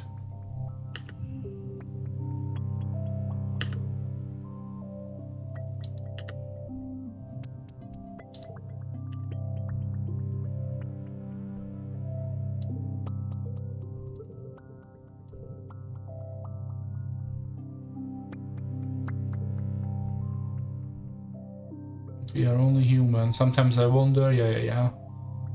Wonder if you're doing the right thing. Have you finished recalibrating the strand sequencer yet? Not yet. I was waiting on the results from BH4316. And Instance clicks her tongue with her teeth and raises her hand to interrupt. They are ready. I need a sequencer ready for the G4100 samples. If you are done. Yes, ma'am, Tang says, cowed, and slides into the hatch after Instance. As her head disappears past the roofline, you catch a fleeting hint of expression on her face you can't name.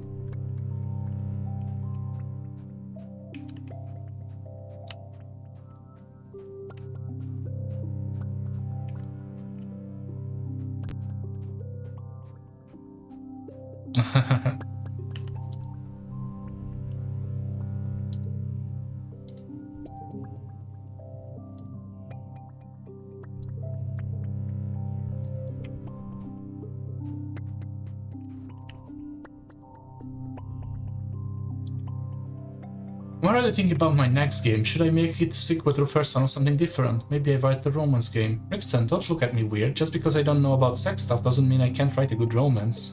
Some things are universal.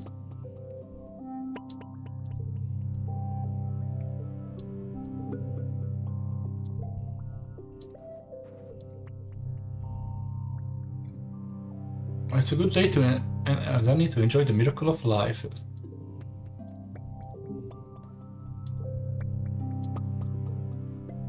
Give me a hug. 60. Uh-oh.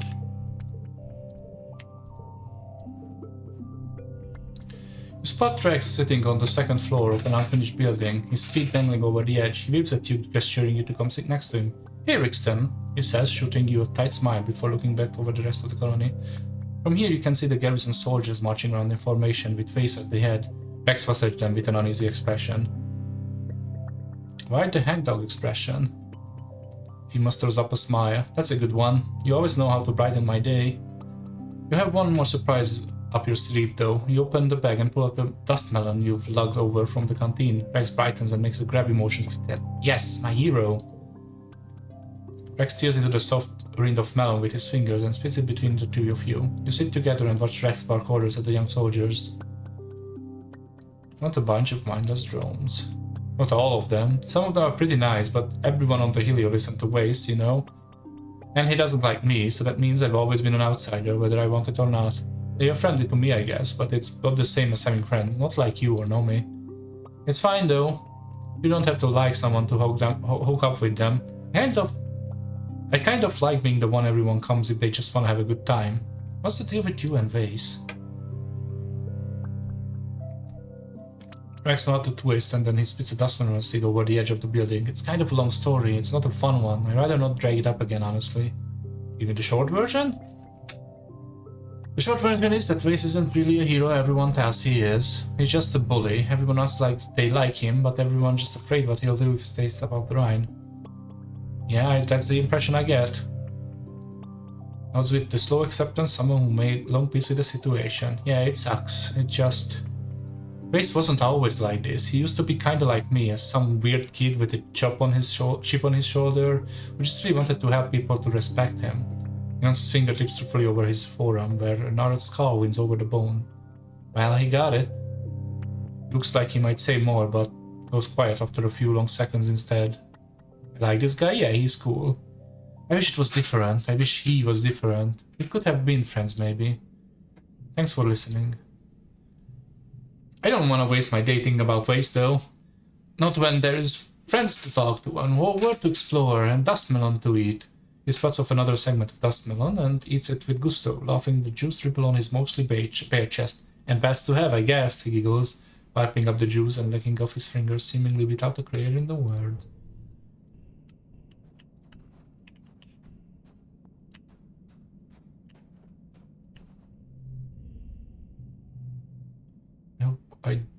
I do hope I will be good enough. Just can't believe I'm capable of more. What is our relationship? 56.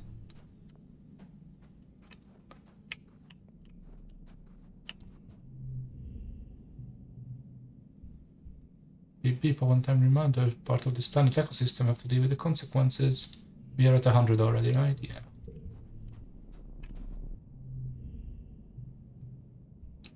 I'm gonna take this rented kiddo.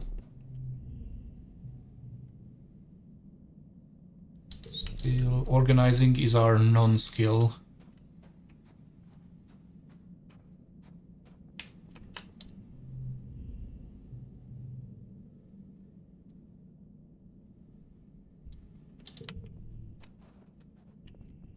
Everything has respawned, I think, but at this point there's not much we can do. So...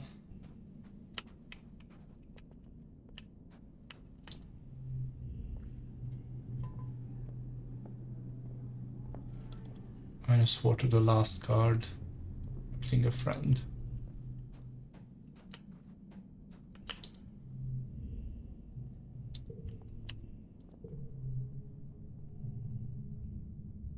Alright, let's max up our creativity. And get some more persuasion.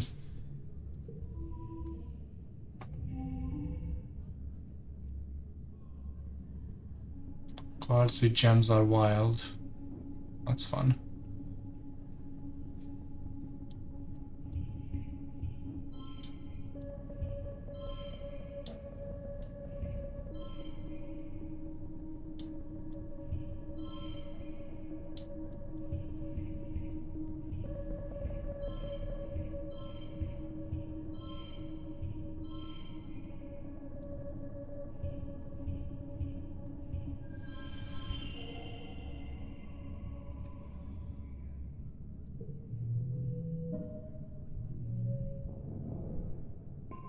And we maxed out our creativity. Give gifts every month instead of once a season. Okay.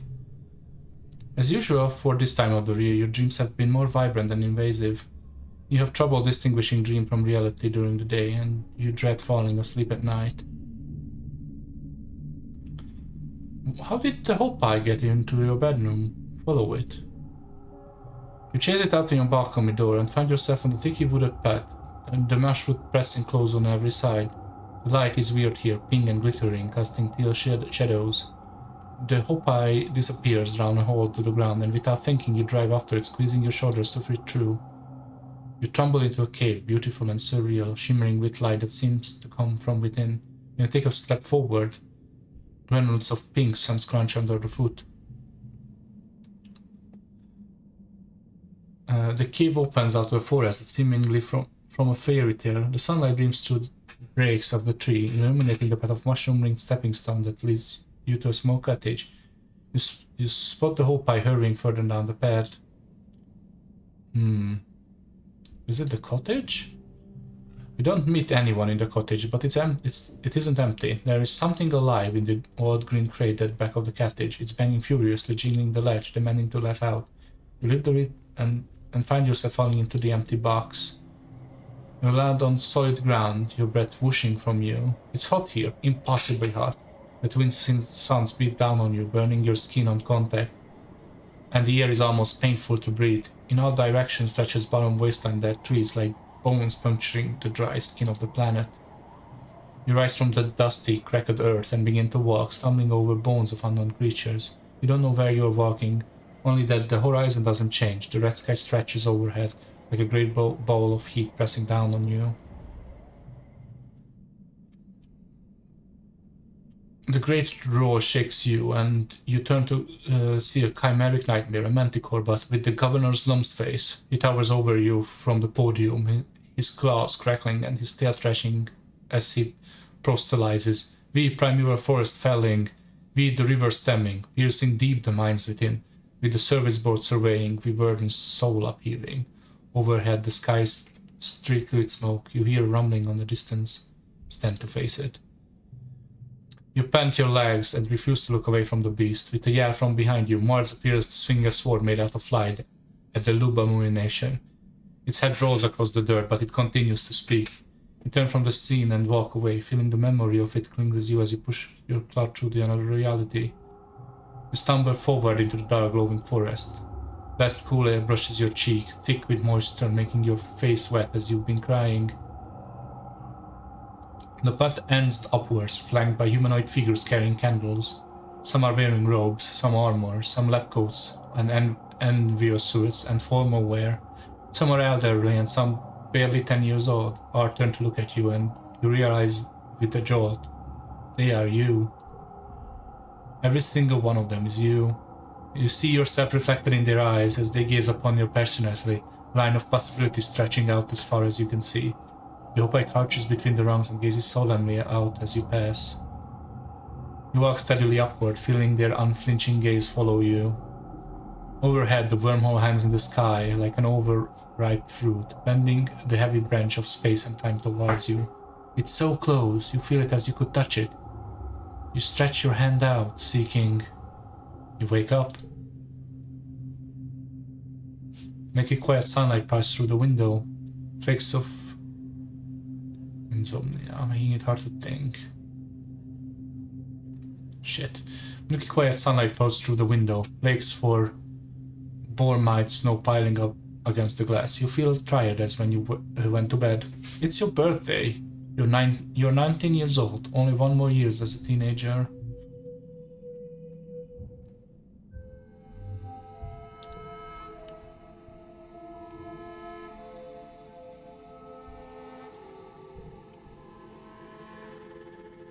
Well, this might be... We might get to the end of this game, this stream. I feel like we are very close. So we can't really... we get mental skills normally, I guess, is what's happening.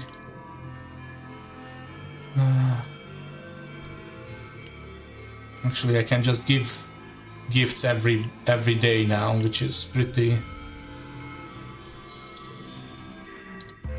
We're going to run out of stuff very quickly.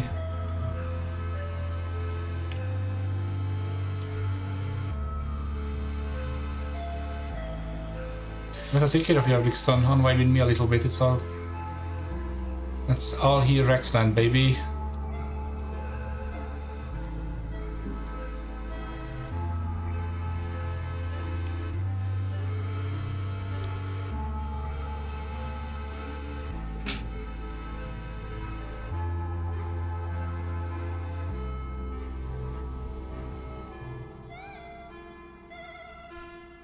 I suppose it's better than being cooped in a spaceship. It's hot, dirty, and it smells bad, and there's nothing to do. Why, if even concentrix we all die, it would be paradise. I hate this place.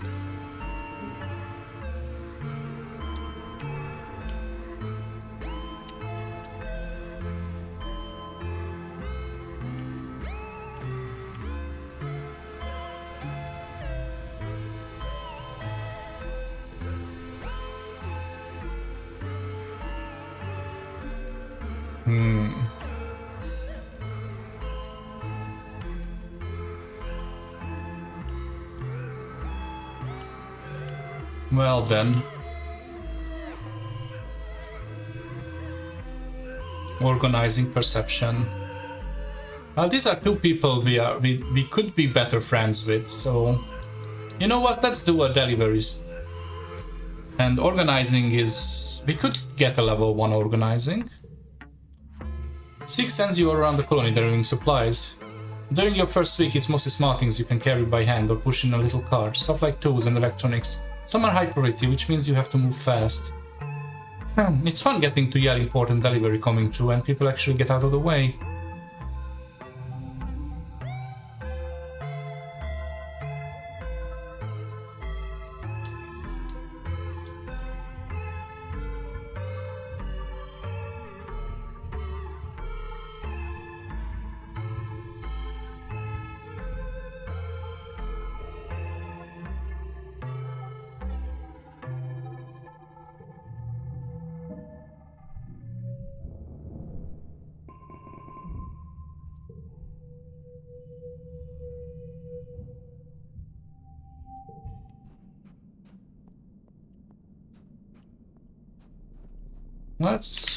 We can do one more thing. Then again, we can give gifts again, which is pretty crazy.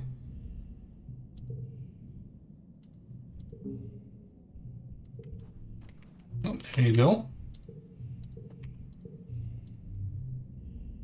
Mars and Nomi are bent over one of Nomi's sketchbook. Mars is talking animatedly with expensive hand gestures. Nomi is nodding along and taking notes. No, no, no. The neckline needs border lines, and down there, lots of extra fabric. And make this part gold. I want it to scream. I don't have to work like everybody else. I am only here to look beautiful and have people adore me. But we do have to work. Nanoprinting's restricted for these kinds of materials. It costs kudos. Mars rolls her eyes. That's the point. Nomi hoofs. Not everyone's got as many kudos as you, Marzipan. Especially as Helios. We didn't have any at all when we landed. If I want to wear something other than uniforms, I usually trade or mold old clothes instead of printing new ones. Mars looks appealed. You trade clothes? You don't even sell them each other for kudos? I mean, shrugs and tucks her head behind their hair behind their ears. It's just some kids can't afford to print this kind of clothing, right? So you're losing out on them as potential customers. So maybe instead you could design clothes that are pretty but also made from common materials, so everybody can have them. Naomi smiles brightly. And maybe when you are in charge, you can get rid of kudos entirely. It seems right that we trade kudos for extra stuff when we are all supposed to only have what we need anyway. Naomi packs up their sketchbook. What? And leaves, and Mars turns to you with a thoughtful look. Oh, Nomi doesn't know what I know, that I was the one who started selling things for kudos in the first place. My dad keeps saying I shouldn't do that because hoarding kudos and treating them like currency will cause wealth and quality. Do you think they might be right? Communist music plays, yeah. Nomi's right, the Helios are broke. Oh, I mean, I knew the Helios were tragic, but I just thought they had terrible taste, you know, the uniforms and the haircuts. I didn't know it was because they were poor. I really don't think that kudos make everything unequal. Like, you can always work harder if you want something nice, right? That's what I do. She looks at the meatcake, exactly. She looks genuinely troubled. It's good that we have everything we need. Well, as long as there is not weird disease or famine or whatever. But we're still poor, you know. We are poor in culture. Like, yes, every colonist has a steaming pile of mush dripped every morning, noon and night. But what if I want to watch Halloween and I haven't seen a million kajillion times? When we only focus on survival, who is making Halloweens? And the symphonies and the gourmet food? She throws her arms in the air and shouts, we have everything we need, but we are poor. Poor people don't care about art. She snaps her finger. No, I've got it. I'm a genius. If the adults want incentivized creative class, we need to do it ourselves. We need to get adults on board with adopting kudos and using it to pay luxury goods. Instead of slaving away in the depot or the kitchen, people like Nomi could be artisans. She grabs you by the shoulder. If we have an actual creative class, maybe we can get some culture on this stupid rock. I can't believe I never thought of it before, she says, clearly possessed with a beautiful vision. I am the richest teenager in the colony, but what good is there is nothing to buy? Here I am, sitting on more kudos than I could ever use, and I could have been using it to kickstart the creative economy. I could be a patron of the arts. Mars releases you and pulls up the finances screen of her holopalm. You catch the glimpse of her balance, which is more kudos than you've ever made in a year, at least. Yes, good. Mars says, thinking out loud, more than enough to start. She looks at you. Varixton? She says imperiously. Will you join me, right? Let's give away some kudos. Sure. But no one here gets paid. Look, she's trying her best. She's trying to finance art. She's saying,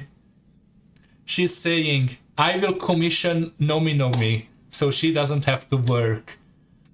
So when she can do her art, they can do their art, and then they can buy clothes from me.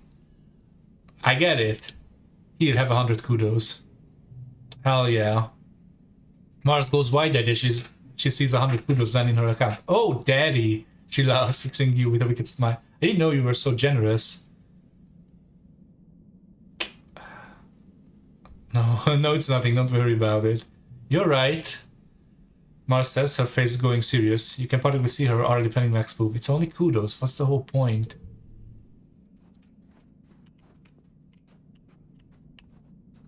Giant food statue. Is his face down? Yes, it is. I mean... Couldn't be me. I'm just gonna keep making art and hoping it makes someone smile.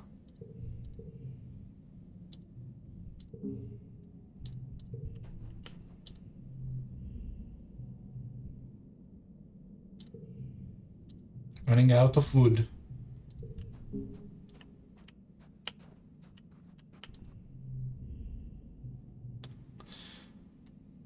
Truly, not everyone is immune for the power of catnap.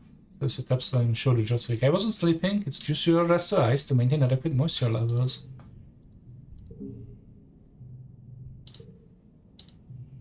Uh, 91. Okay. You find Dan puzzling over a holoscreen, making notes on her holo eye and frowning over them. As you approach, she gestures to wipe the holoscreen clean and starts again. Ugh, she sighs, taking a break to rub her temples. Okay, Dan, come on, think. You come up beside her and she startles. Oh, Rixton, hello. I'm in the middle of running simulations on genetic diversity over the next few generations. You're welcome to see. It will affect all of us, most likely.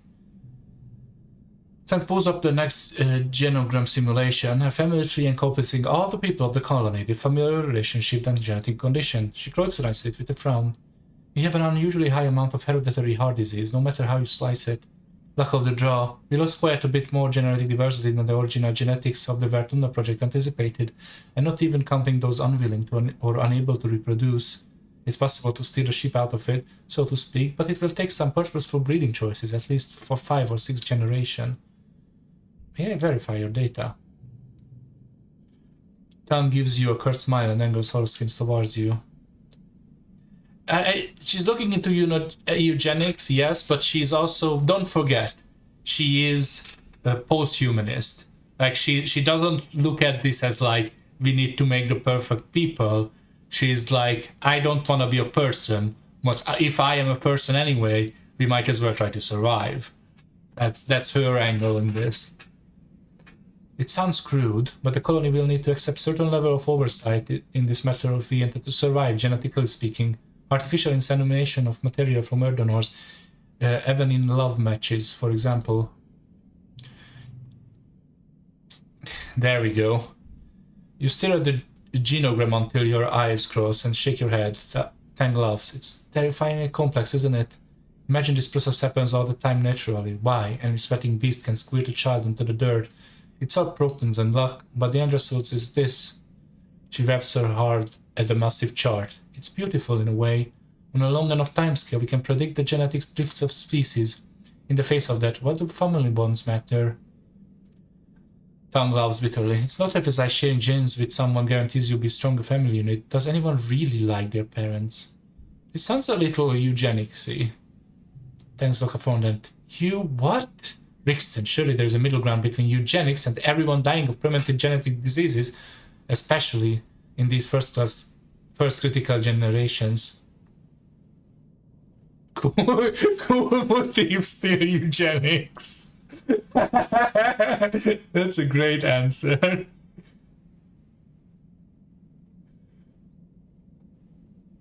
She will not like me if I say that, but that's very funny.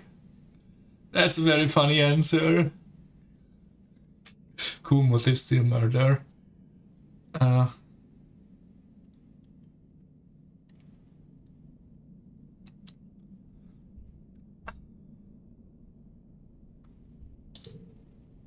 Whatever, I'm still going to run simulations. And when your inbred great grandchildren interface with your consciousness that I've uploaded into the colony AI, I can tell them I was right. As for my own family, I feel no alliance to any of them based on blood. If I had no family at all, that would be acceptable. What about this? Ugh, I am ashamed we are even related. Literally all he does is go on an expedition and talk to trees. Whoever knows where he is right now. Don't you miss your mother? You mean the depressant drunk who died when I was a kid? No, not at all. If it wasn't for Chief Steward Annie, I probably wouldn't even be still alive. Do you want kids someday? Tang looks truthfully at the genogram. Truthfully, I am not entirely certain I can bear children. There must be limits to my gene-engineered body. I certainly didn't experience puberty to the extent that Mars did, for example. Besides, children would only distract me from my work. Chief Engineer would never have children after all. I think that's admirable. No, her mother died before we arrived on the colony. They were already like under the protection of everyone else on the ship. Yeah. Tengiz flicks over where Chief Engineer Instance is talking to one of the lab assistants. In some ways, I am the child she never had, and she's the mother I wish I did have. We became close when we started my gender affirmation process. It was so obvious then that we were kindred spirits. As I would come in checkups and observations, we talked about the science behind the process. Of course, I showed an interest in it, and Instance fostered that in me. She supported me. Unlike my own mother, who at point says to find joy in almost anything. What would I be without Instance? The only thing I have in life, what she gave me. Not just this body, but my passion, my hard work, my achievements. Without her, I would have nothing. I owe her everything. She sounds really important to you. She is, more than anyone. Now, if you excuse me. I have our legacy to plan. Cool motive, seal eugenics. What do you think about that, this? Let's go on a date, bud. Go get back to make the ultimate human. Yeah.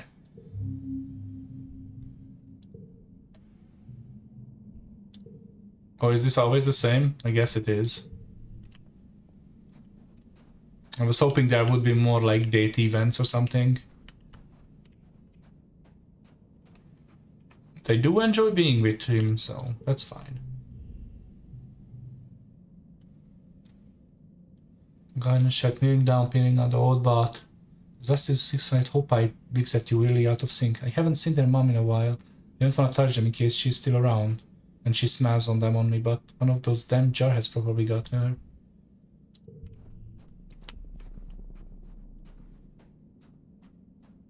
Yeah, no dicking. I was just hoping there would be more events and stuff.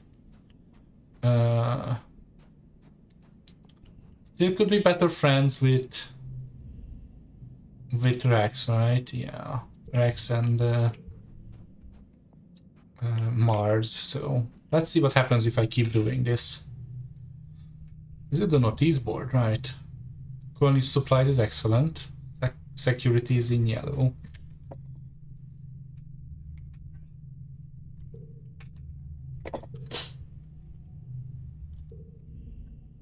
You passed the construction yard on your way to pick up delivery at the depot. Rex waves you over. Hey, come take a look at this, he says, leading you over to the portion of the helisphere is being married, the old living quarters with scaffolding mushwood. Isn't this wild? It's like our two ships actually becoming one. Throws an arm around your shoulder. It's like a metaphor, get it? The colony of us from the Helio learning how to work together. How we build our environment affects how we live, you know? You should come by and help me. It's really fun. You get to build things and the construction crew is really nice, and you'd get to hang out with me. Why not start right now? He hands you a plant cutter, a gun-shaped tool that emits thin beam of superheated plasma. No time like the present, right? Six says we always need more workers here. But you do have another job that promised to do. Must I have toughness 30 or greater? +1 engineering, which we don't need. You help Rex hold up the part of the wall where he fits brackets into place. There's a lot of pounding and wiggling to get it fit, which delights Rex every time he gets to make a joke about it. It's sweaty, rewarding work, and you learn something about engineering while you're at it. Chief Administrator Seeks comes to you, storming out of the command to find you. Rixton, where have you been? I expected you hours ago. Whoa, my bad, Rex says, moving to stand between you and Seek. If he had a tail, he would have between his legs, the perfect picture of an apologetic puppy. I asked them to help out. We're super short on hands around here, and they did a great job. Seek but generally accept that you did, in fact, do a good work. They tell you that you're clear to help out in construction if you like, slyly commenting that you're better suited to manual labor than the job you were actually supposed to do today. I was fucking with Doggy Guy.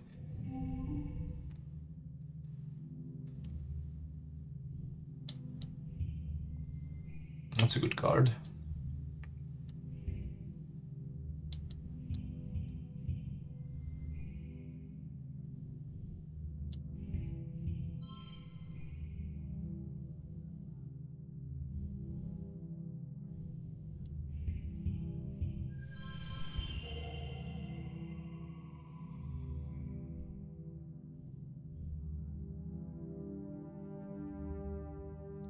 Well, we don't know that part.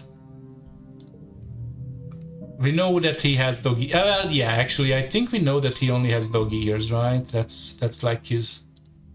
yeah, doggy ears is the augment.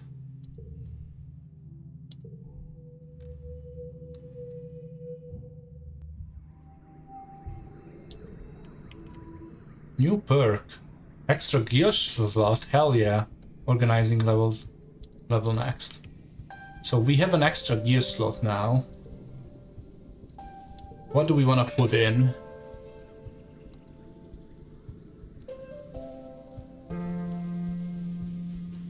We could put in the Sun Medallion. That seems like a pretty good card. But let's see the shop. Oh, we run out of money actually. Oops. Well, I guess that's fine. Just plain +5 seems pretty good. Oh, what's up, buddy? Wanted to tangent after a routine checkup in Medbay. Brixton, could you wait a moment? I'm almost done. Let's walk out together. Dr. Instance gives you a curious look as Tank hurries up to catch up to you, but goes back to her work. You wonder if Tang needs something from you or just wants to hang out. Lately it seems like she has less time to her friends, preferring to work late at the lab. Maybe she's lonely. You shouldn't have commissioned so much porn from Nomi, true. Ah, nice weather we are having, Tang says as you walk outside. You look around, it seems pretty normal for the season. She clears her throat. It's so different here than it was in space. Growing up in a space was so clean and tidy. Here I'm constantly sweeping pollen or dust or spores or what have you of everything. There was a mushroom growing in the corner in the bathroom on the other day. I kind of like it, honestly. Yuck, you can have it. Walk a few minutes. I mean, she's clearly trying to say something else, but it's a small talk, yeah. And clearly has something in her mind, so let her sit with until she finally steals herself. I'm not very good at this sort of things. Ugh. Do you know I've been working on a big project with Chief Engineering? Yeah. Well, it's been going really well. I think we're finally over the last over now. Governor Love says it's going to change everything here for the colony for the battle. Truly. I couldn't have done it without you, Tang says with a smile, warming her usual expressionless face. I know I can be a hard person to be around, but I appreciate everything you've done for me, and ultimately for the colony and all of humanity. Happy to help a friend. Ben nods and shows her hand in the pocket slap code, apparently having exhausted the capacity for heartfelt conversation. I see, so this is the moment where we could have, like...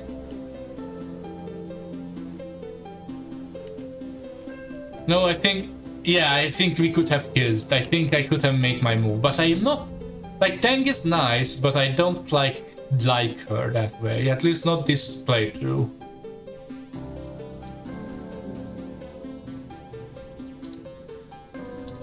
I have been very deliberately trying to stay away from that.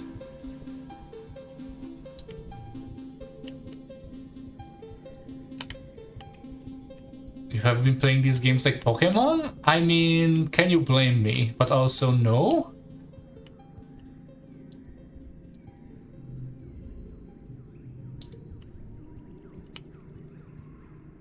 Gotta catch them all? No. You have to play them. No, silly.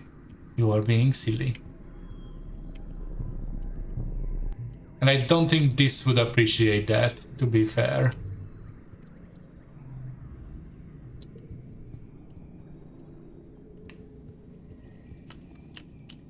So what do we get if we help out at the construction? We get engineering and toughness. We have engineering of the wazoo.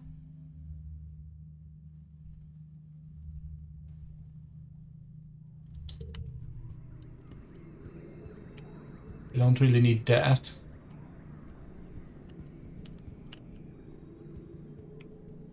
I want persuasion, but I don't know what can get me persuasion. Other than humanities gives me some persuasion, but creativity we don't need anymore. This gives empathy and reasoning, which we could get. I think that might be what we go for here. Yeah, and that's a lot of kudos too. Nugat has an exam coming up and has been doing terribly in math skills all year. If she doesn't pass, she's gonna flunk the whole class. You bring up math problems on your hologram. If 4 plus x equals 8, what is x? It's 10, she says. Teacher helped out as the v is 5, x is 10, and c is 100. You give her a side eye until she smiles. Just kidding, I know this one. X is the time symbol, right? Like multiplication, so 4 times 8 is I forget. Yeah, poor baby. Sigh. She just doesn't have the patience for this boring rote memorization. She needs the right motivation to care about these assignments. You can figure out how to make... But can you make it hard to figure out how to make it fun for this kid? A hard reasoning challenge.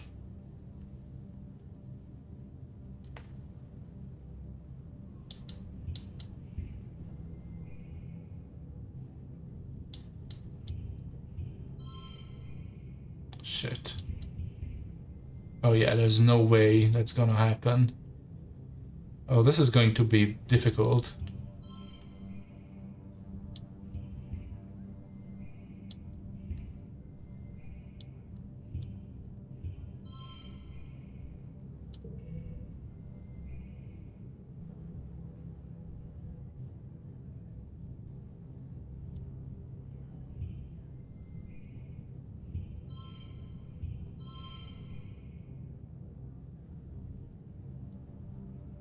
If it's a flush. I don't think I can make a flush with it, can I? Yeah, I don't have an extra one.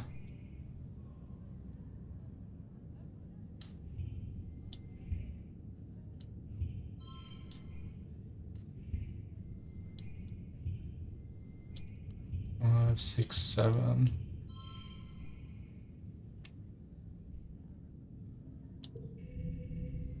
Maybe I can do a flush now. No, I don't quite have enough, but...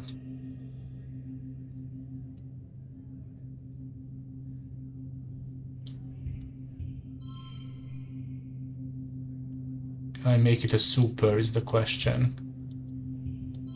Not really. You can add one more. I don't know what the super...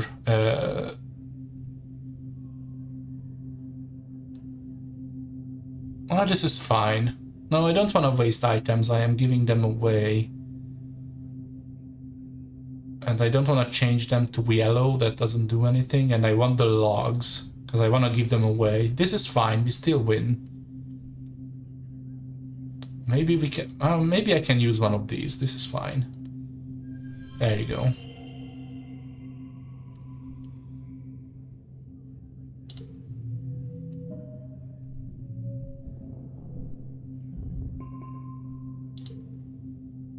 You work with Nougat enough to know that she needs to be able to apply her holo learning to something in the real world. So instead of trying to teach her from the textbook, you take her around all the places in the colony where people use math in their jobs. On then you tell her about doubling recipes for cooking.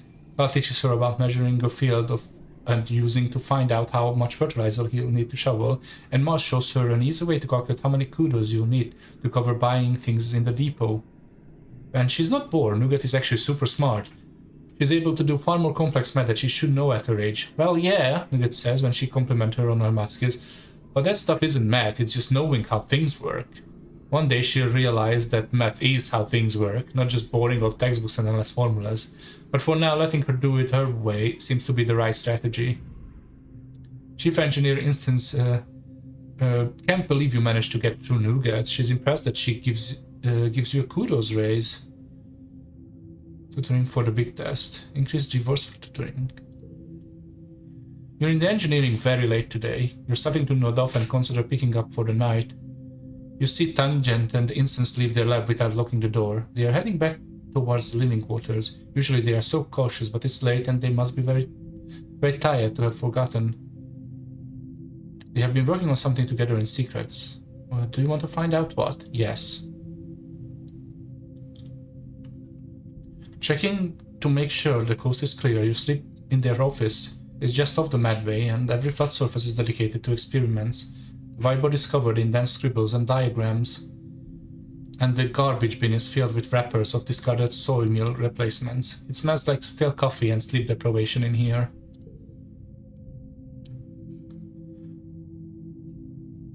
Their holoskin terminal is still active. It seems strange that they left it on. You get the feeling that maybe they weren't done for the night. You'll have to be quick.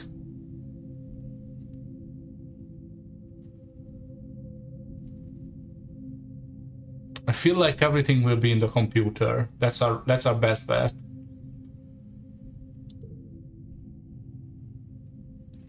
You tap through the file structure in the lab computer. There are some encrypted files, but nothing obvious, like one named Instance Evil Plan Final 2. Darn, I guess it's not that easy to make it look like in the holovids. Engineered plague. You pour everything Tang and Instance have been working on, slowly putting together the pieces. What you find is chilling. After researching shimmer fungus together, they decided to engineer a more powerful virus that uses the same pathway, but only affects native Vertumnan creatures. It would sever the existing symbiotic relationship between Vertumnan fauna and fungi and be completely fatal to its host. That would kill everything on the planet. Well, everything that walks, swims, or flies, leaving it empty and ready for human colonization. But why would they do this? You dig deeper and find, not Instance's research, but look, her personal logs, written on real paper with cover page reads, "In my defense, upon my death." You read through the papers, in which Instance details being approached by Lum shortly after the Helio landed and took control of the council. The Helio had sent to retrieve congruence and bring to justice the people who stole her, Instance primarily, but also Hall and your mother, when they realized they could never return to Earth. Lum became interested in Instance's research instead, particularly research into Vertumnan ecology. Under the threat of execution, Instance was essentially forced to pivot her research into finding a way to cleanse the planet for human colonization. She writes that she tried to shield the other scientists from her work for their protection, but that she couldn't keep the secrets from her apprentice Tangent. She speaks highly of Tangent, almost as a mother would talk of her own child. She grieves that she couldn't protect her too. You scan copies of the missives. At least you have evidence now.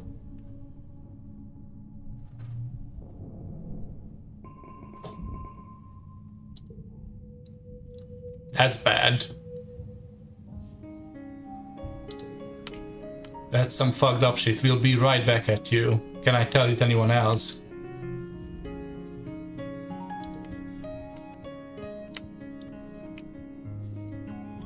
Seems like the answer. Yeah, I kinda figured I can tell him. So that's what we're going to do. This flags you down outside the gates. He's covered in dust and grime. He must have just come back from an expedition. Hey Rixton, have you seen my sister? I went to drop off my gear at our quarters and it looks exactly the same I left it. I sent her a message on the holo, but she left me on read. You work with her a lot, right? Is she okay? She's not living in the lab.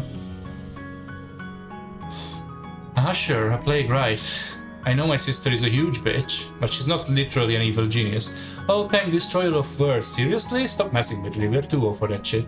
I'm not joking this. Wait, you're serious? That's what they were working in on there?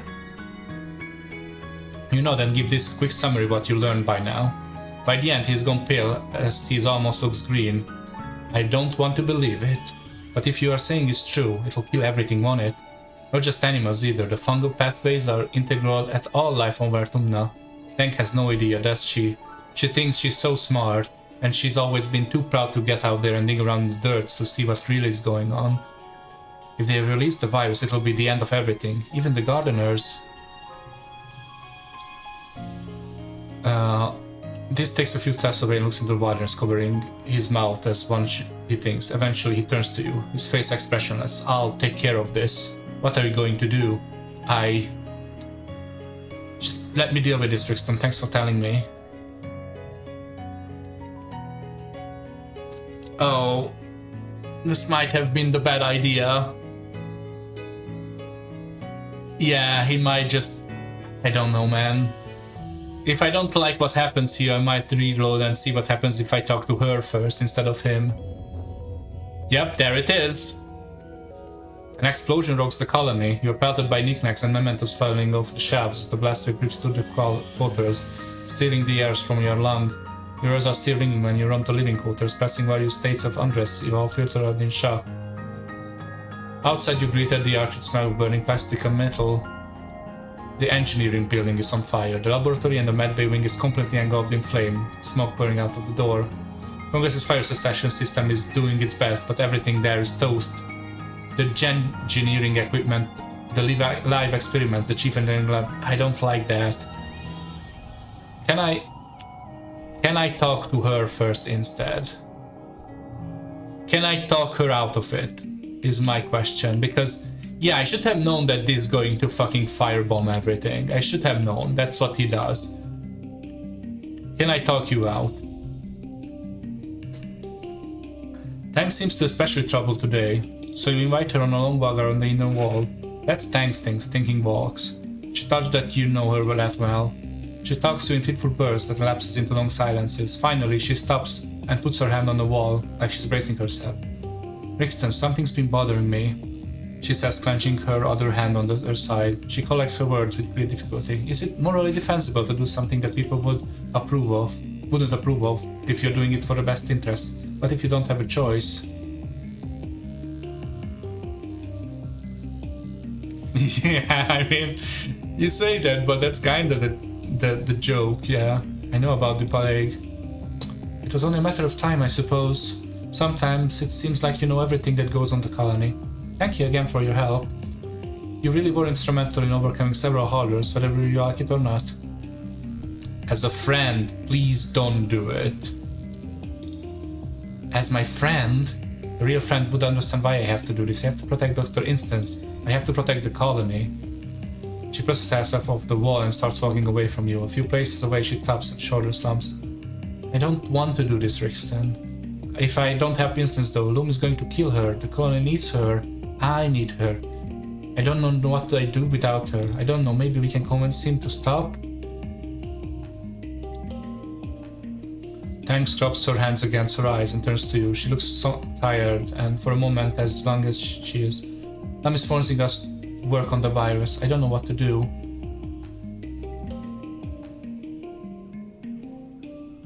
Yeah, I don't think talking to him is the way to go. He's not going to want it. I'll find a way. Visit command to put a stop of Chish engine to spell. Tank will back you up. Yeah, maybe if we talk to this now? Maybe that'll help? I honestly don't know. Yeah, save.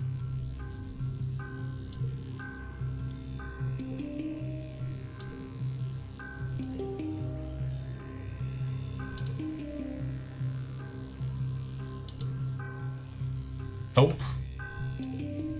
Nope, he's not going to do the thing. Alright, let's see it again. Yeah, he's just going to firebomb everything. He's just... I can't, dude. Alright. Not here.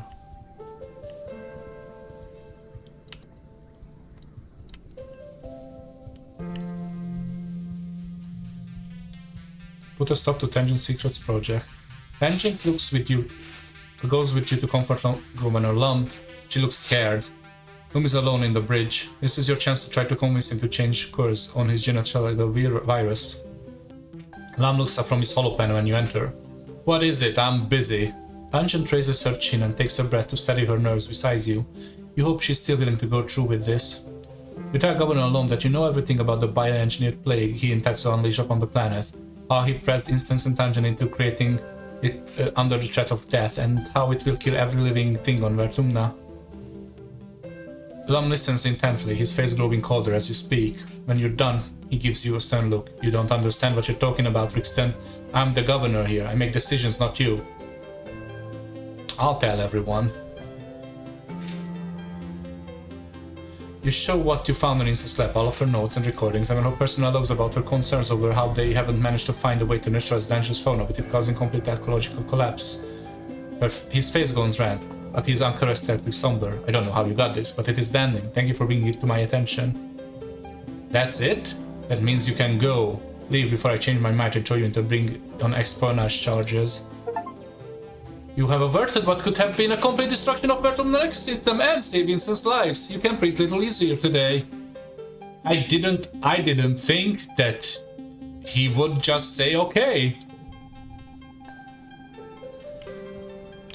Yeah, I mean, I did got an achievement for it, but you know, that doesn't mean anything. As such, she's eerily still. Hello, Rixton. I was simply thinking of everything. I cannot believe I was so easily manipulated in destroying the planet. Humanity was not meant to wield this power.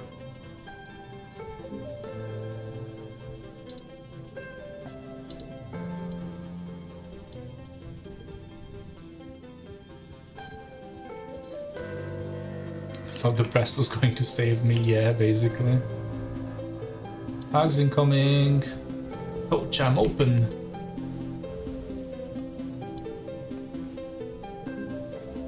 Running out of sticks to give him.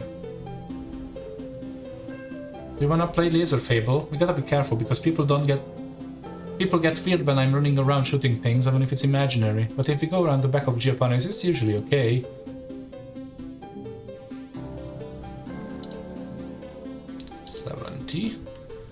Oh, there we go. Oh, we got an extra scene with both.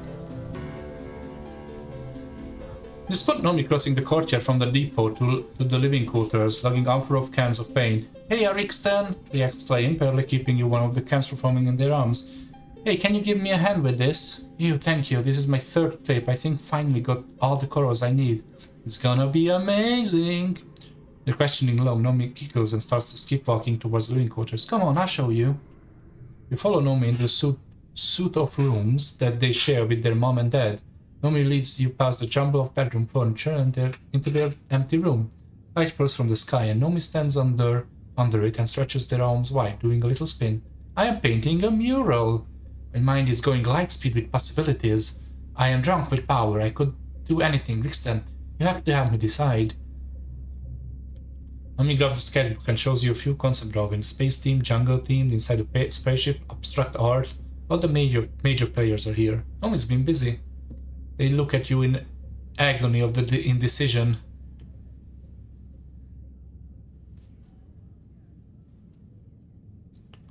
Why not do different on each wall? 1, 2, 3, 4. I mean, you are all about being asymmetric and all. Wow, stars, Rixton, that's perfect. Why didn't I think of that? They start ripping pages out of their sketchbook and laying them out against the walls. This one's here, no here. The colors will play off each other, and oh no, this walls gets more light than most of the year, so... After a few minutes of frenzied painting, Nomi grabs you by the shoulders. This is going to be amazing! Thank you, you're a genius. They regard your walls barely restrain excitement. What do you say, Rixton? Do you want to make this vision become reality? Yeah, totally. Hell yeah, more creativity. You're something of an artist yourself, after all. You and Nomi get started transferring their sketches into the wall. After a few minutes of supervising, Nomi steps back and lets you use your imagination figure out the rest. You're really good at this. Have you ever considered becoming an artist too? Most of the day, the room is total chaos. Nomi assures you repeatedly that this is part of the experience. As the second sun is beginning to set, you step back and take a look at what you accomplished. It's really nice. Only you and Nomi could have made such discordant composition come into harmony, and the result of bedroom is not only unique and inspiring, but bursting with the love that you and Nomi share for both each other and your art. Nomi starts hammering the lids back and paint cans while you collect the brushes for washing. Thank you for your help. I definitely couldn't have finished this without you. Nomi's stomach crumbles and their eyes go wide. I am starving. Did we work through dinner? You don't need to check the time on your hologram. Then Nomi is right. Your stomach grumbles in solidarity and Nomi laughs. Okay, let's get jump. You're walking to the courtyard looking for Rex when something moves quickly at the corner of your vision. Duck! The skillfully dodged a frisbee that had been heading straight for your head. This scatters harmlessly found a few meters from you. Rex jumps over and picks up the frisbee. Hey, Livingston! Sorry about that, I'm playing catch with Nougat and, well, she's got hell of an arm on her. Guess she used to be big into sports ball. Good thing I'm so high energy, right? When I'm not working with construction queue, I've been helping take care of the kids. Nougat says she misses the creche. You know the Hello Pals doesn't have one? Instead of all the playing time together all the time, we stayed in the discrete family units when we were kids. I'm an only child, so I would have loved your creche. Hey! Throw the frisbee! Stop talking to your lover! Lover? What do I do? What I do with Rixton is none of your business, squirt! Rex grabs Nougat around her middle and zooms her around like a spaceship. Nougat screams in delight, kicking and failing until Rex sets her back on her feet. It's your turn to run. Go and get. Nougat takes up yelling the top of their little lungs. Man, kids, am I right? They're great though, I'm glad there's so many of them here. There's always someone to play with. How about you? Do you want some kids someday?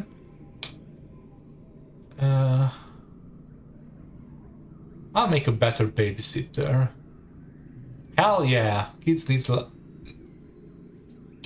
lots of love. How about you? Oh yeah, obviously, yes. I want like 1 billion kids. Every kid in the colony can be my kid, absolutely. I don't even have to be their dad, you know. Who cares about genetics or whatever? He looks over Nougat. You must dispose of her. It's fine. Yeah, he's that kind of guy, Kaga. You would like him for sure. He looks over to Nougat, who's waving her arms agitatedly, waiting Rox to throw the frisbee. Rex does, and boy does it go far. Nougat takes off running and soars over her head. I just want there to be kids everywhere. Lots of kids around means the community is healthy, and everyone is at peace, and people are optimistic about the future. Plus, kids are just so great. I love making silly faces at babies and crawling around on all fours with toddlers and wrestling with bigger kids and helping them with school stuff. It's fun. He scratches the back of his head. On the Helio, we were kinda expected to stop playing as much as we started the educational program. Any playing did was supposed to be like sports and endurance, real future soldier kinda shit. His prime dad material, you know. Sometimes I wish I could get a do-over. Like if I could go back and everyone cared about their big guns and their big dicks. He makes a wanking motion. Kids don't care about that kind of stuff. They are just innocent. Pure at heart, you know? They don't have all these thoughts, I guess. At this moment, it's at this moment the frisbee reasserts itself as equal participant of the conversation. Rex's attention goes to it immediately. He saves perk up and he leaps and catches it before it can menace you again. Aha! That was close. I'm going to go back with Nougat before she's hurt someone. Nice talking to you, Erikston. Mars is talking sharply the soldier. You watch her lean in and brush a bit into her uniform, looking up with her ferocious milk. You cough and Mars sees you. She straightens up and gives you a businesslike smile. Hello, Rixton. Verbana and I were just talking about how soldiers' quarters are starting to leak. Just terrible, waking up wet.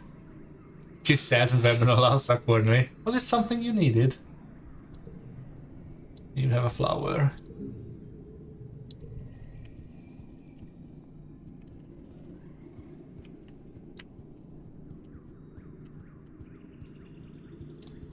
So now you are just fine.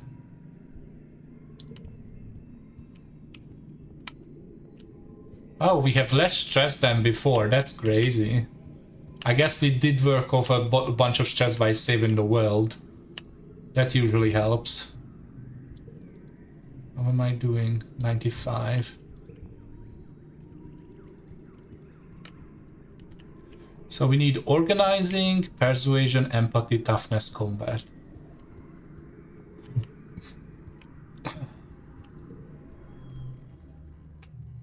Construction work is engineering and toughness, organizing and perception.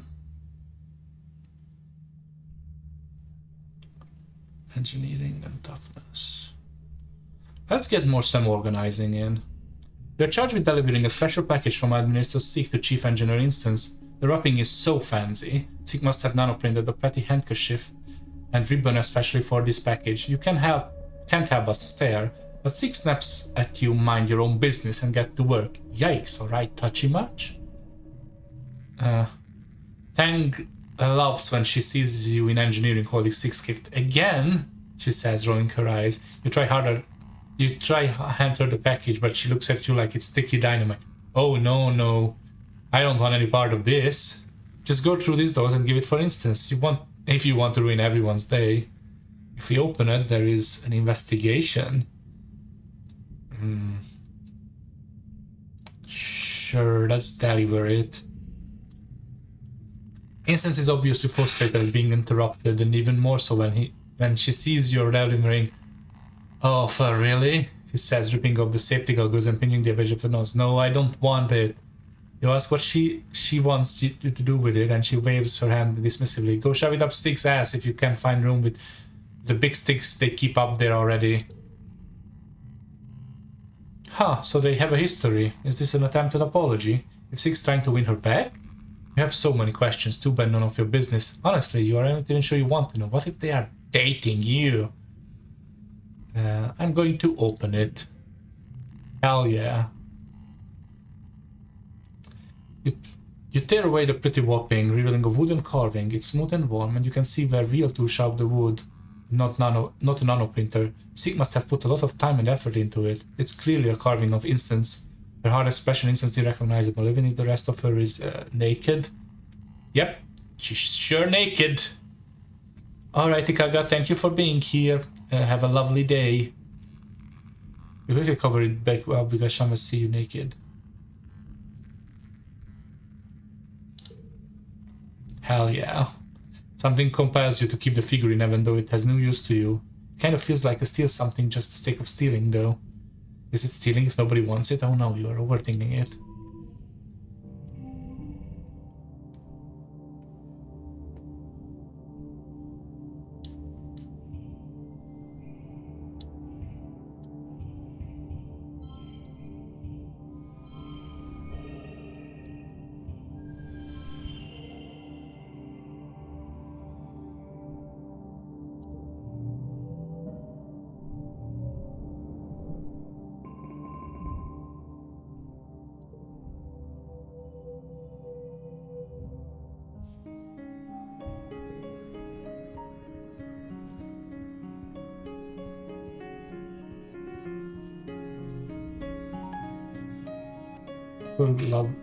Except when it's times uncomfortable and dangerous. I have such wonderful visions what it could become.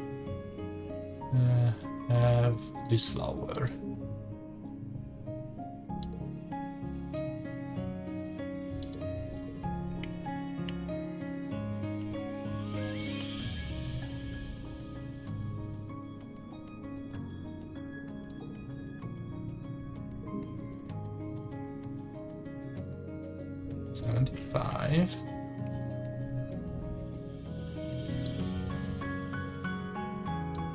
Running out of logs.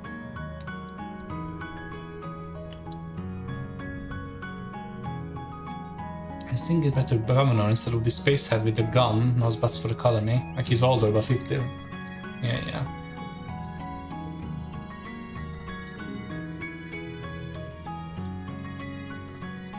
Spoken socialist capitalist. Oh, he's more socialist than when she's capitalist, which is interesting. I guess we are being a good influence on her.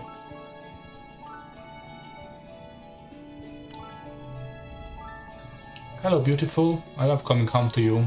You make being here worth it.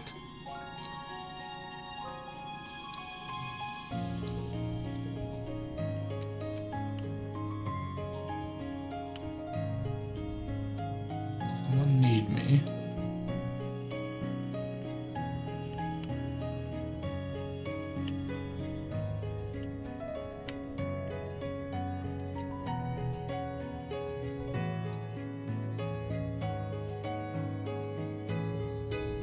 Must call this meeting of the HFC to order the grim expression. I cannot just stand while Governor Loom ruins everything we built here. He might know how to hold a gun, but he doesn't know how to lead the colony. From now on, this club is going to focus on getting Governor Lum out of power and getting someone competent in.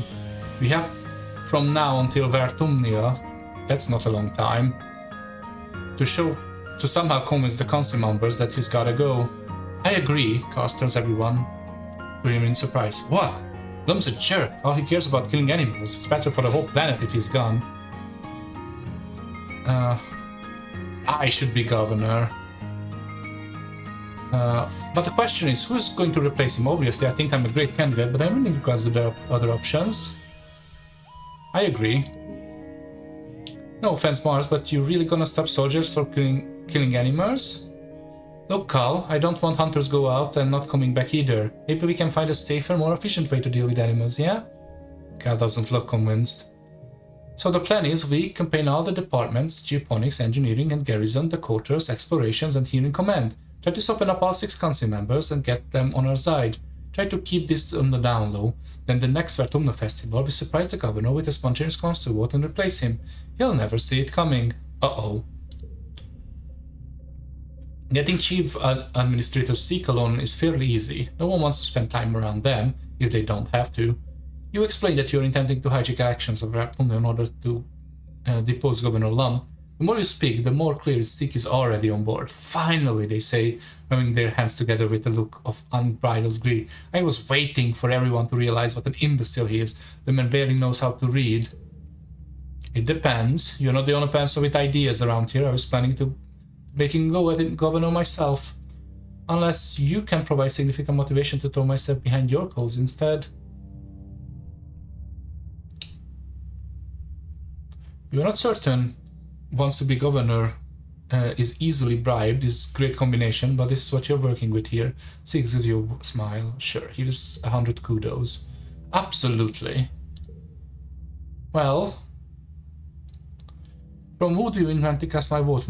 It's better be good. If you don't have majority support, Lum will come down hard of those who show disloyalty. He might be an idiot, but he's an idiot in power. Let's put Mars in charge, sure. Marzipan? Well, I suppose she's rather a cunning politician, considering her age. Her materialism is a concern. Very well, I support her, when the time comes. Though we will have to see what the rest of the council thinks, won't we?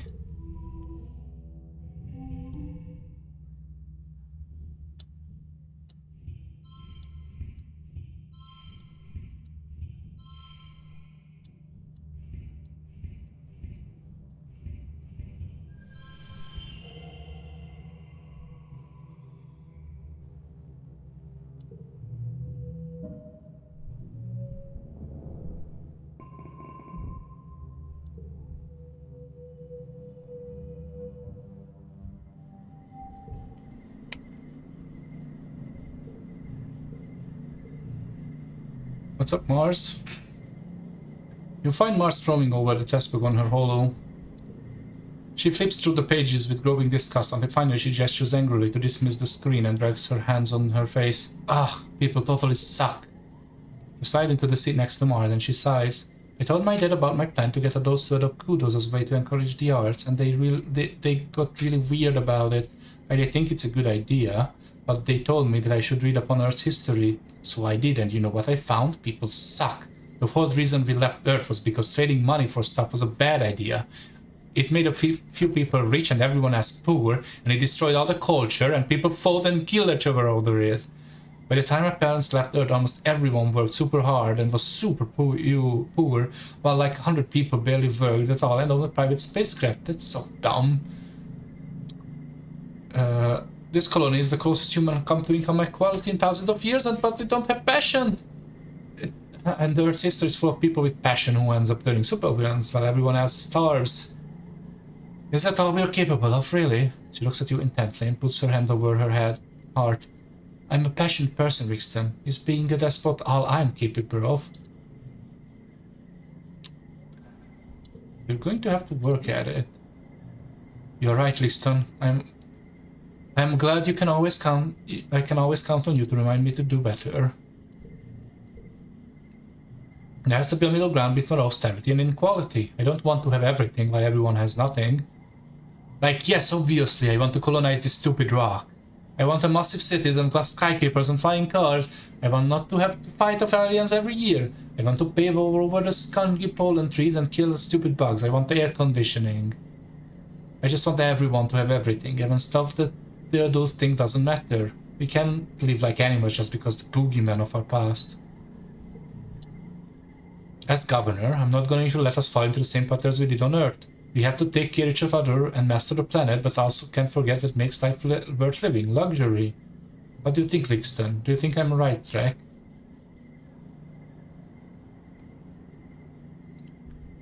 How do we avoid past mistakes? Well, I mean, I guess I thought because we're already starting out equal, people would just be better. You are right, it sounds Victor thing, doesn't it? Please, I have you bring me back to Earth, I mean Vertumna. Thank you, Rixton. You always think of things I don't. I really appreciated that about you. I hope that was the right thing to say to her. She's still more socialist than capitalist. That's what I'm keep like spamming on seeing. Like I'm not making you capitalist, right? Working hard or hardly working? Hugs incoming. Coach, I'm open.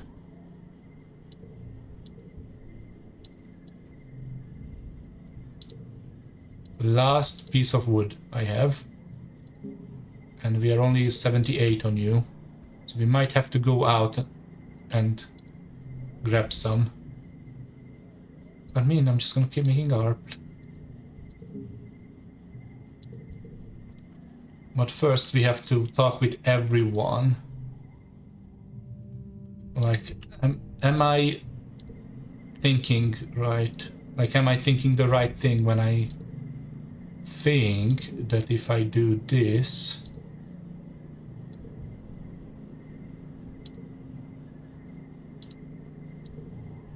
it's gonna be good for us? This is how we meet whoever we need to meet here. Let's study humanities, I guess. Creativity and persuasion are two things. Well, creativity don't need anymore.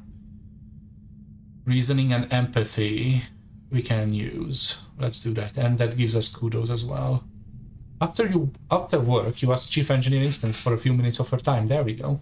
She asks you to put you into her office, and begrudgingly listens as you explain that you and Mars intend to hijack the elections at the next Vertumnila. When you're finished, she heaves a long-suffering sigh and pinches the bridge of her nose with her fingers. Why in the world would I support this plan? We are barely surviving as it is. Lum is right. The planet is at war against us. Every year, we come closer and closer to total annihilation. Is this really time for dissent? Instance gestures out to her office. Every horizontal surface is covered with experiments. He may not be the most suited for the job, but do you see anyone else with the time on their hands to run a colony? The idiot does the least damage where he is, doing busy work and making stupid motivational videos. What if I can proceed you? I know he made you work on that virus. Instance stares at you for a long time as if sizing up your metal. Calculations go behind her eyes and you can barely hope to understand. My personal feelings of that matter is what the best for the future of the colony are two different things. But you are right that Governor's leadership is wrecked to the extreme. Maybe even a child could do better. Agreed, you can count on my vote. Good.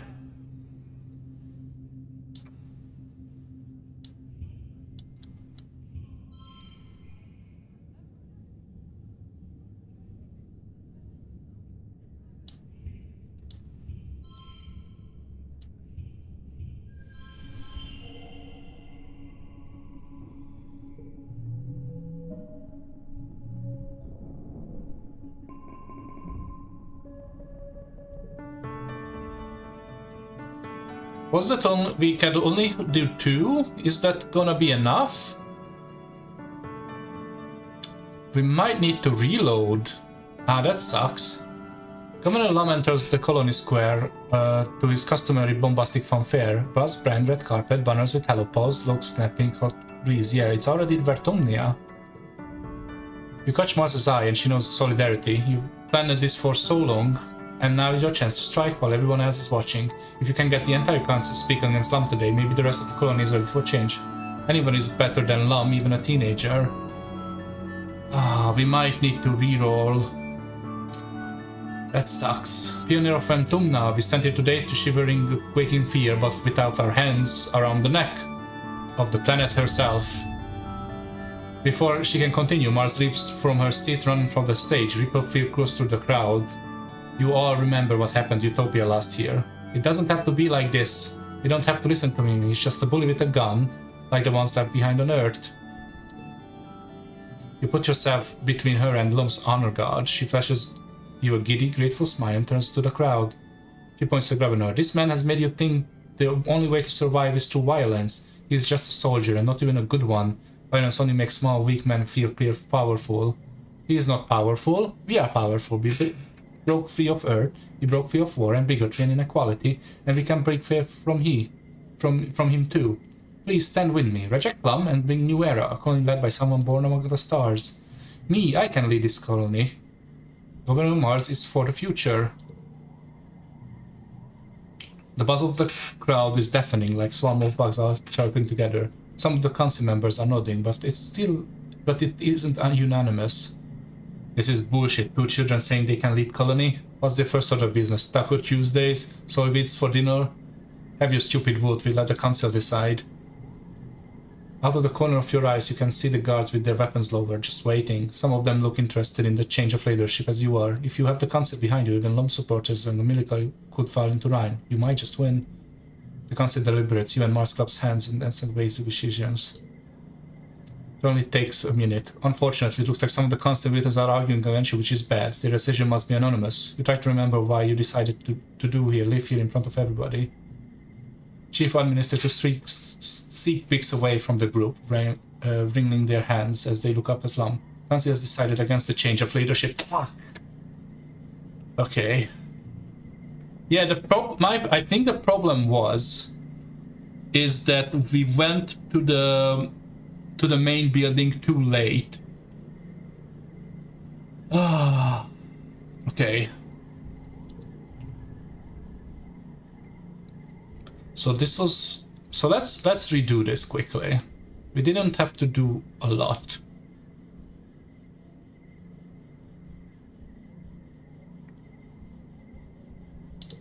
Like right after we saved the colony.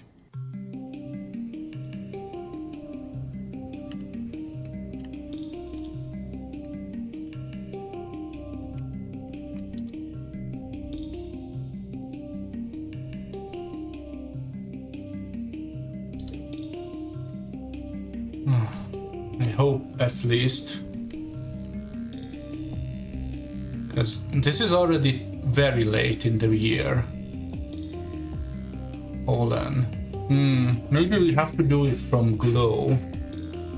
Or like... because this is glow, so quiet. After quiet.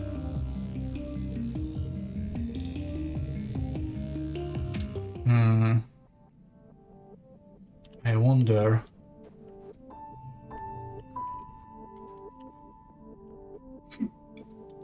so this is early.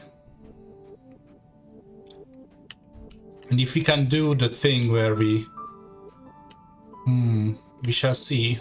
Let me try again. I believe this is the this is only this. You know what? I think it has been 3 hours anyway. Almost 3 hours. So I might have a break here and deliberate this next time. My throat is getting a little itchy by now from all the talking. So maybe off camera I'll try to fix this without you guys missing anything. But I think we want to win that vote. I think that's the way for us to win this. And for that, I guess the one thing we need to do is do this event earlier. So for now, at least, thanks for everyone for being here. I hope you all enjoyed it, and I will talk to you next time. Take care, everyone. Bye bye.